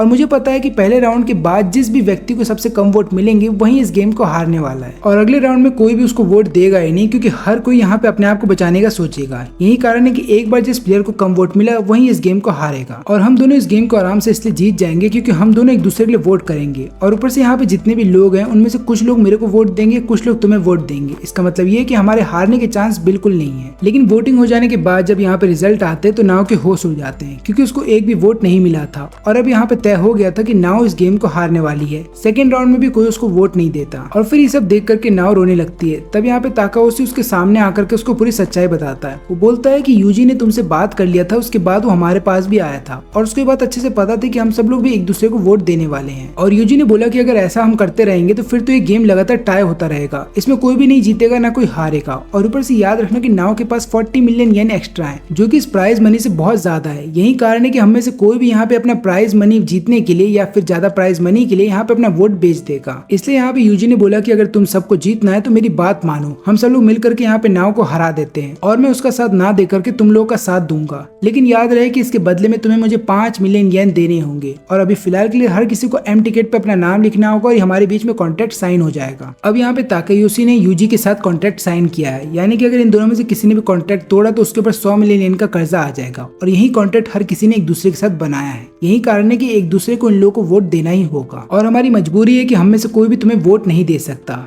लेकिन तभी वहाँ पे यूजी आ जाता है, जो कि देख लेता है कि यहाँ पे वो बात कर रहा है नाव से, और वो उसको नाव के सामने ही पीट देता है और बोल रहा होता है कि मैंने मना किया था ना कि नाव से कोई बात नहीं करेगा। फिर वो यहाँ पे नाव को देख करके बोल रहा होता है कि तुम्हारी हार तो पक्की है। और अब टोटल 5 राउंड बीत जाते हैं और अब तक यहाँ पे नाव को एक भी वोट नहीं मिला था। यूजी यहाँ पे बोलने लगता है कि देखो तुम्हारी हार तो पक्की है, लेकिन मैं तुम्हारे साथ एक गेम खेलना चाहता हूँ, और इस गेम में हम दोनों के बीच में कॉन्ट्रैक्ट साइन होगा, और हमारे बीच में कॉन्ट्रैक्ट ये होगा कि अगर इस गेम को मैं जीत जाता हूँ तो तुम मुझे 30 मिलियन येन दोगी, लेकिन अगर इस गेम में मैं हार जाता हूँ तो मैं अपने सारे वोट तुमको दे दूंगा, क्योंकि सारे वोट मेरे हैं तो मैं अपनी मर्जी से इनको ट्रेड कर सकता हूँ। फिर यहाँ पे यूजी बताने लगता है कि देखो मैं इन 2 कार्ड को, एक कार्ड के आगे जोकर बना हुआ है तो एक कार्ड के आगे डिजाइन बना हुआ है, इन दोनों को बैग के अंदर डाल दूंगा। फिर हम दोनों को बारी बारी से एक एक करके कार्ड निकालना होगा। तुम्हारा कार्ड है जोकर, यानी कि अगर जोकर कार्ड आया तो तुम्हें पॉइंट दिए जाएंगे, अगर मेरा कार्ड डिजाइन वाला है तो मुझे पॉइंट मिलेंगे, और हम दोनों बारी बारी से कार्ड निकालेंगे। लेकिन याद रहे कि कार्ड को निकालते समय अगर हमें पहला वाला साइड दिख गया, यानी कि ऊपर का साइड दिख गया जोकर का डिजाइन का, तो हम लोग उस कार्ड को नहीं मानेंगे और फिर से राउंड स्टार्ट होगा। हम जब भी बैग के अंदर हाथ डाल करके कार्ड को निकालेंगे तो कार्ड हमेशा उल्टा होना चाहिए, और सबसे पहले हम रखेंगे उसको टेबल के ऊपर और फिर अपने कार्ड को शो करेंगे।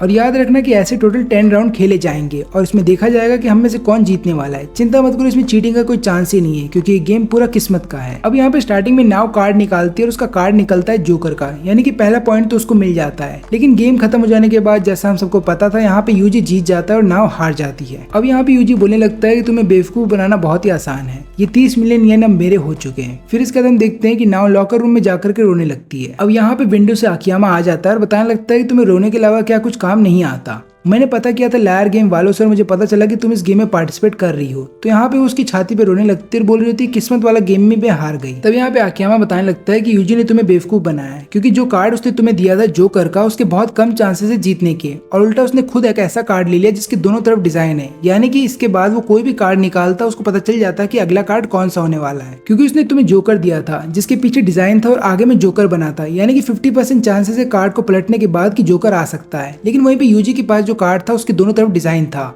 और यहाँ पे जोकर के कार्ड के पीछे भी डिजाइन था, यानी कि यहाँ पे यूजी चाहे तो बहुत ही आराम से जोकर के कार्ड को भी उल्टा करके दिखा सकता है कि उसने गलती से ये कार्ड को चुन लिया है, और फिर वो वापस से बैग के अंदर उस कार्ड को रख देगा। लेकिन बैग के अंदर रखने से पहले वो आराम से कार्ड को देख लेगा और फिर बाद में अपना डिजाइन वाला कार्ड ही निकालेगा, क्योंकि इस गेम को इस तरीके से बनाया ही गया है कि जिसके पास भी जोकर वाला कार्ड आएगा वो हार जाएगा। फिर यहाँ पे आकियामा बोलता है कि तुम ये गेम यूजी के साथ फिर से खेलने वाली हो। फिर इसके बाद नाव चली जाती है यूजी के पास और उसको बोल रही होती है कि हम ये गेम फिर से खेलेंगे, अगर मैं जीत जाती हूँ तो तुम मुझे अपना 10 वोट दोगी, लेकिन अगर मैं हार जाती हूँ तो मैं तुम्हें 50 मिलियन येन देने के लिए तैयार हूँ। ये सुनने के बाद यहाँ पे यूजी खुश हो जाता है और बोल रहा होता है कि ये बेवकूफ लड़की तो मुझे हरा नहीं पाएगी, और इसलिए वो इसके लिए तैयार भी हो जाता है। लेकिन जब गेम स्टार्ट होता है तो हम देखते हैं कि स्टार्टिंग के 9 पॉइंट तो यहाँ पे यूजी बहुत ही आराम से जीत जाता है, लेकिन फिर उसके बाद यहाँ पे सारे पॉइंट जीत रही होती है नाव, और आखिरी में नाव जीत भी जाती है। यूजी को यकीन नहीं होता कि यहाँ पे नाव जीत कैसे गई। अब यहाँ पे नाव बोलती है कि तुम अपना कॉन्ट्रैक्ट तोड़ नहीं सकती, क्योंकि अगर तुमने ऐसा किया तो मैं यहाँ पे जितने भी लायर गेम के असिस्टेंट है उनको जाकर के बता दूंगी, फिर उसके बाद तुम्हारे ऊपर 100 मिलियन येन का कर्जा आ जाएगा। अब हमें पता ये चलता है कि सब चीज आकियामा की वजह से हुआ है, क्योंकि आकियामा ने यहाँ पे नाव को बोला था तुम्हें चीटिंग करना होगा, यानी कि तुम्हें जोकर के कार्ड के ऊपर एक निशान लगाना होगा जो कि यहाँ पे यूजी ना देख पाए, और जैसे ही तुम हाथ डालोगी तुम्हें पता चल जाएगा कि जोकर का कार्ड कौन सा है और तुम लगातार जोकर का कार्ड निकालते रहना। अब हम देखते हैं कि यहाँ पे 8 राउंड बीत जाते हैं और अब नाव के पास केवल 10 ही वोट थे। फिर हम देखते हैं कि यहाँ पे नाव चली जाती है एक लड़के से बात करने के लिए, और यहाँ पे आकियामा ने उसको बोला था इस लड़के से बात करने के लिए। वो यहाँ पे इस लड़के को बता रही होती है कि मैं तुम्हें अपना 70 मिलियन येन देना चाहती हूँ क्योंकि मैं चाहूंगी कि तुम यूजी को हरा दो, और उसके बदले में मैं ये भी चाहूंगी कि तुम मुझे 10 वोट दे दो। याद रखना कि अगर मुझे 10 वोट मिल भी जाते हैं तब भी मेरे पास केवल 20 वोट ही रहेंगे और तुम्हारे पास 25 वोट, यानी कि आखिरी में मैं ही रहूंगी। लेकिन फिर भी मैं चाहूंगी कि तुम तीसरे राउंड तक जाओ ताकि तुम यूजी को हरा दो। और यहाँ पे नाव लगातार इस लड़के को मक्खन लगा रही होती है। फिर ये लड़का यहाँ पे नाव की बातों में आ जाता है और डिसाइड करता है कि ठीक है हम दोनों आपस में कॉन्ट्रैक्ट बनाएंगे। दोनों का कॉन्ट्रैक्ट बन भी जाता है, लेकिन 9th राउंड के बाद जब रिजल्ट आते हैं तो हर किसी के होश उड़ जाते हैं क्योंकि यहाँ पे नाव के पास टोटल 80 वोट आ चुके थे। और अब पता ये चलता है कि नाव ने इसी तरीके की डील और भी कई लोगों के साथ किया था। अब यहाँ पे लड़का गुस्सा करने लगता है नाव के ऊपर और बोल रहा होता है कि तुमने मुझे धोखा दिया है।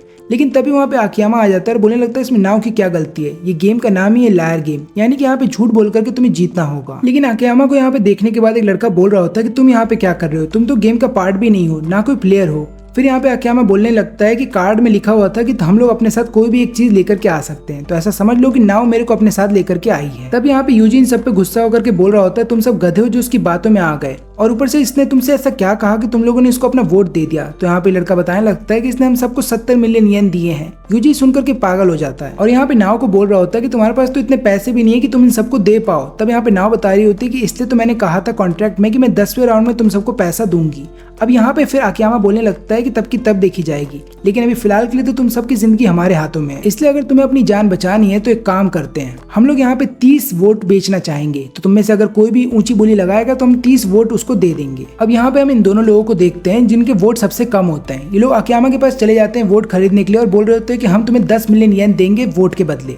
लेकिन यहाँ पे आकियामा ऐसा करने से मना कर देता है और बोलता है कि मुझे 70 मिलियन येन चाहिए, क्योंकि नाव को भी यहाँ पे 70 मिलियन येन देने हैं तुम लोगों को। अगर वो ऐसा नहीं कर पाती तो उसके ऊपर भी कर्जा हो जाएगा और तुम्हारे ऊपर भी कर्जा हो जाएगा अगर तुम इस राउंड को हार गए। तो एक काम करो, अभी फिलहाल के लिए 70 मिलियन येन दे दो, बाद में नाव वही पैसे तुम्हें वापस कर देगी, जिसके बाद ना तो तुम्हें कुछ लेना देना होगा ना हमें कुछ लेना देना होगा, जिसके बाद किसी के ऊपर कोई कर्जा नहीं आएगा। और यहाँ पे नाव अपने 2-2 वोट तुम दोनों को देगी, जिसके बाद तुम दोनों ही ऊपर आ जाओगे और चिंता मत करो तुम दोनों हारोगे नहीं। अब यहाँ पे ये दोनों ही इस डील के लिए मान जाते हैं और दोनों 70 मिलियन येन चुका देते हैं। फिर इसके बाद वो चला जाता है यूजी के पास और उसको बता रहा होता है कि अब सबसे नीचे तुम ही हो, एक काम करो मैं तुम्हें 2 वोट बेचने के लिए तैयार हूँ, लेकिन तुम्हें 80 मिलियन येन देने होंगे। और यहाँ पे यूजी भी वोट खरीद लेता है, जिसके बाद हम देखते हैं कि यहाँ पे 4-5 लोग हैं जो कि सबसे नीचे आ जाते हैं। लेकिन अब प्रॉब्लम ये होती है कि यहाँ पे आकियामा बोलता है कि अब अगर किसी को वोट खरीदने तो उन्हें पूरे 100 मिलियन येन देने होंगे, और इन लोगों के पास कोई चारा नहीं था तो ये लोग भी 100 मिलियन येन दे करके वोट खरीद लेते हैं। और क्योंकि यहाँ पे नाव को सबको 70 मिलियन येन चुकाने थे तो नाव के पास उल्टा एक्स्ट्रा पैसे आ गए थे। फिर हम देखते हैं कि सबको जब 2-2 वोट मिल जाते हैं तो आखिरी में फिर से ये दोनों नीचे पहुंच जाते हैं। ये दोनों फिर आते हैं बोल करके हमें वोट चाहिए। तब यहाँ पे आकियामा बताने लगता है कि तुम्हारे पास जितने पैसे हैं वो सब हमें दे दो, फिर उसके बाद ही हम तुम्हें 2 वोट देने के लिए तैयार हैं। और फिर इसके बाद ये लोग ऐसा करते हैं और 2 वोट ले लेते हैं। लेकिन इधर पे हम एक लड़के को देखते हैं जो कि दिमाग लगा रहा होता है कि क्या होगा अगर मैं अपने वोटों को बेच देता हूँ। अगर मैं अपने वोट को बेच करके कैसे भी करके 215 मिलियन येन जुटा लेता हूँ तो उसके बाद मैं इस गेम का कर्जा भी चुका दूंगा, अपने पिछले गेम का कर्जा भी चुका दूंगा और फिर भी मेरे पास 15 मिलियन येन बचेंगे। और इधर पे हम देखते हैं कि जब आकियामा के पास एक लड़का चला जाता है वोट खरीदने के लिए तो आकियामा वोट का प्राइस बढ़ा देता है और इस लड़के के पास ज्यादा नहीं केवल 65 मिलियन येन ही बचे थे। तो वो बोलता है ठीक है मैं सोच के बताता हूँ। फिर यहाँ पे ये लड़का इसके साथ ट्रेड करने आ जाता है और बोलता है कि मैं तुम्हें सस्ते में अपने वोट दे सकता हूँ, और यहाँ पे ये लड़का सस्ते में उससे वोट खरीद लेता है। लेकिन बाद में ये जब दूसरे लोगों को वोट बेचने जाता है तो वो लोग बोल रहे होते हैं कि हमें पता है तुम यहाँ पे हारने आए हो और वैसे भी तुम्हारे वोट अब सबसे कम है तो तुम वैसे भी हार ही जाओगे और हम सब जीतने वाले हैं, इसलिए तुमसे वोट खरीद के कोई फायदा नहीं है। और ये बात सबको आकियामा ने ही बताई थी। फिर ये लड़का चला जाता है आकियामा के पास और उससे अपने सारे पैसे दे करके वोट खरीद लेता है। अब ऐसा होने के बाद सभी प्लेयर्स के बीच में खलबली मच जाती है और यहाँ पे सभी प्लेयर्स अपने बचे कुछ पैसे भी दे करके वोट्स खरीद रहे होते हैं ताकि यहाँ पे कोई हार ना जाए। और अब यहाँ पे पूरा गेम आकियामा के हाथ में था। आकियामा ने यहाँ पे 30 वोट बेच करके टोटल 900 मिलियन येन जीत लिए होते हैं और आकियामा बोलने लगता है नाव को कि अब हमें पता है कि इस गेम को कौन जीतेगा। लेकिन यहाँ पे अब प्रॉब्लम ये है कि जब 10वें राउंड की वोटिंग स्टार्ट होती है तो यहाँ पे हर कोई अपना वोट तो दे देता है एक दूसरे को, लेकिन यहाँ पे अभी भी नाव के पास 5 वोट बचे होते हैं जो कि वो किसी को भी दे सकती है। और यहाँ पे आकियामा बोलने लगता है कि तुम सबको विनती करनी होगी नाव के सामने और बताना होगा कि वो तुम्हें वोट क्यों करे। फिर यहाँ पे यूजी बोलने लगता है प्लीज मेरे को वोट करना क्योंकि अगले राउंड में मैं तुम्हारा साथ दूंगा। लेकिन फिर इसके बाद इन सबके बीच में लड़ाई स्टार्ट हो जाती है और बोल रहे होते हैं कि नहीं मुझे वोट दो, नहीं मुझे वोट दो।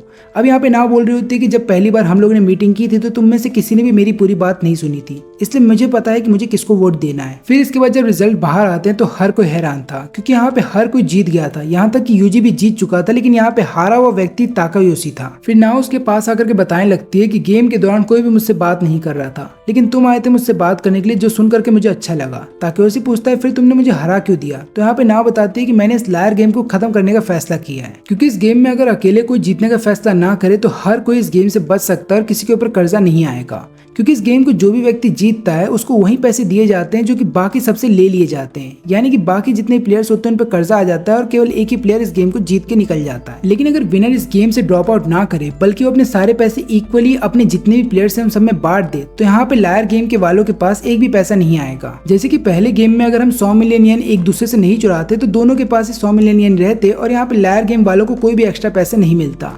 यहाँ तक कि अगर दूसरे गेम में भी हम एक दूसरे के साथ बेईमानी नहीं करते तो हमारे ऊपर कोई कर्जा भी नहीं आता। और बस हमें इसी तरीके से लगातार इस गेम को खेलना है, हमें लगातार बस एक दूसरे का साथ देना है और पैसे को इक्वली डिस्ट्रीब्यूट करना है, जिसके बाद यहाँ पे विनर्स की संख्या बढ़ती जाती है और आगे चल करके लोग इस गेम को खेलना बंद कर देते, क्योंकि किसी के ऊपर कर्जा होता ही नहीं। और ये लायर गेम इसी तरीके से पैसा कमाता है, यानी कि कोई एक ही व्यक्ति यहाँ पे जीतता है और बाकी सबके ऊपर कर्जा चढ़ता जाता है, जिसके बाद यहाँ पे लायर गेम वाले तुम्हें मजबूर करते हैं आगे का गेम खेलने के लिए। और ये जो गेम है ये तुम्हें झूठ बोलने पे मजबूर नहीं करता, बल्कि ये तुम्हें टेस्ट करता है कि तुम कब तक अपने आप को रोक सकते हो झूठ बोलने से। अब आज के इस गेम में हम सब सोच रहे थे कि हमें किस प्लेयर को हराना है, लेकिन किसी ने भी ये नहीं सोचा कि हमें किस प्लेयर को जिताना चाहिए और इस गेम से आजाद कर देना चाहिए। और आज मैंने वही किया है, मैंने यहाँ पे ताकायोशी को इस गेम से आजाद कर दिया है। फिर इतना बोलने के बाद यहाँ पे नाओ उसको दे देती है पूरे 200 मिलियन येन, ताकि वो अपना दोनों कर्जा यानी कि आज का और पिछले गेम का कर्जा चुका सके।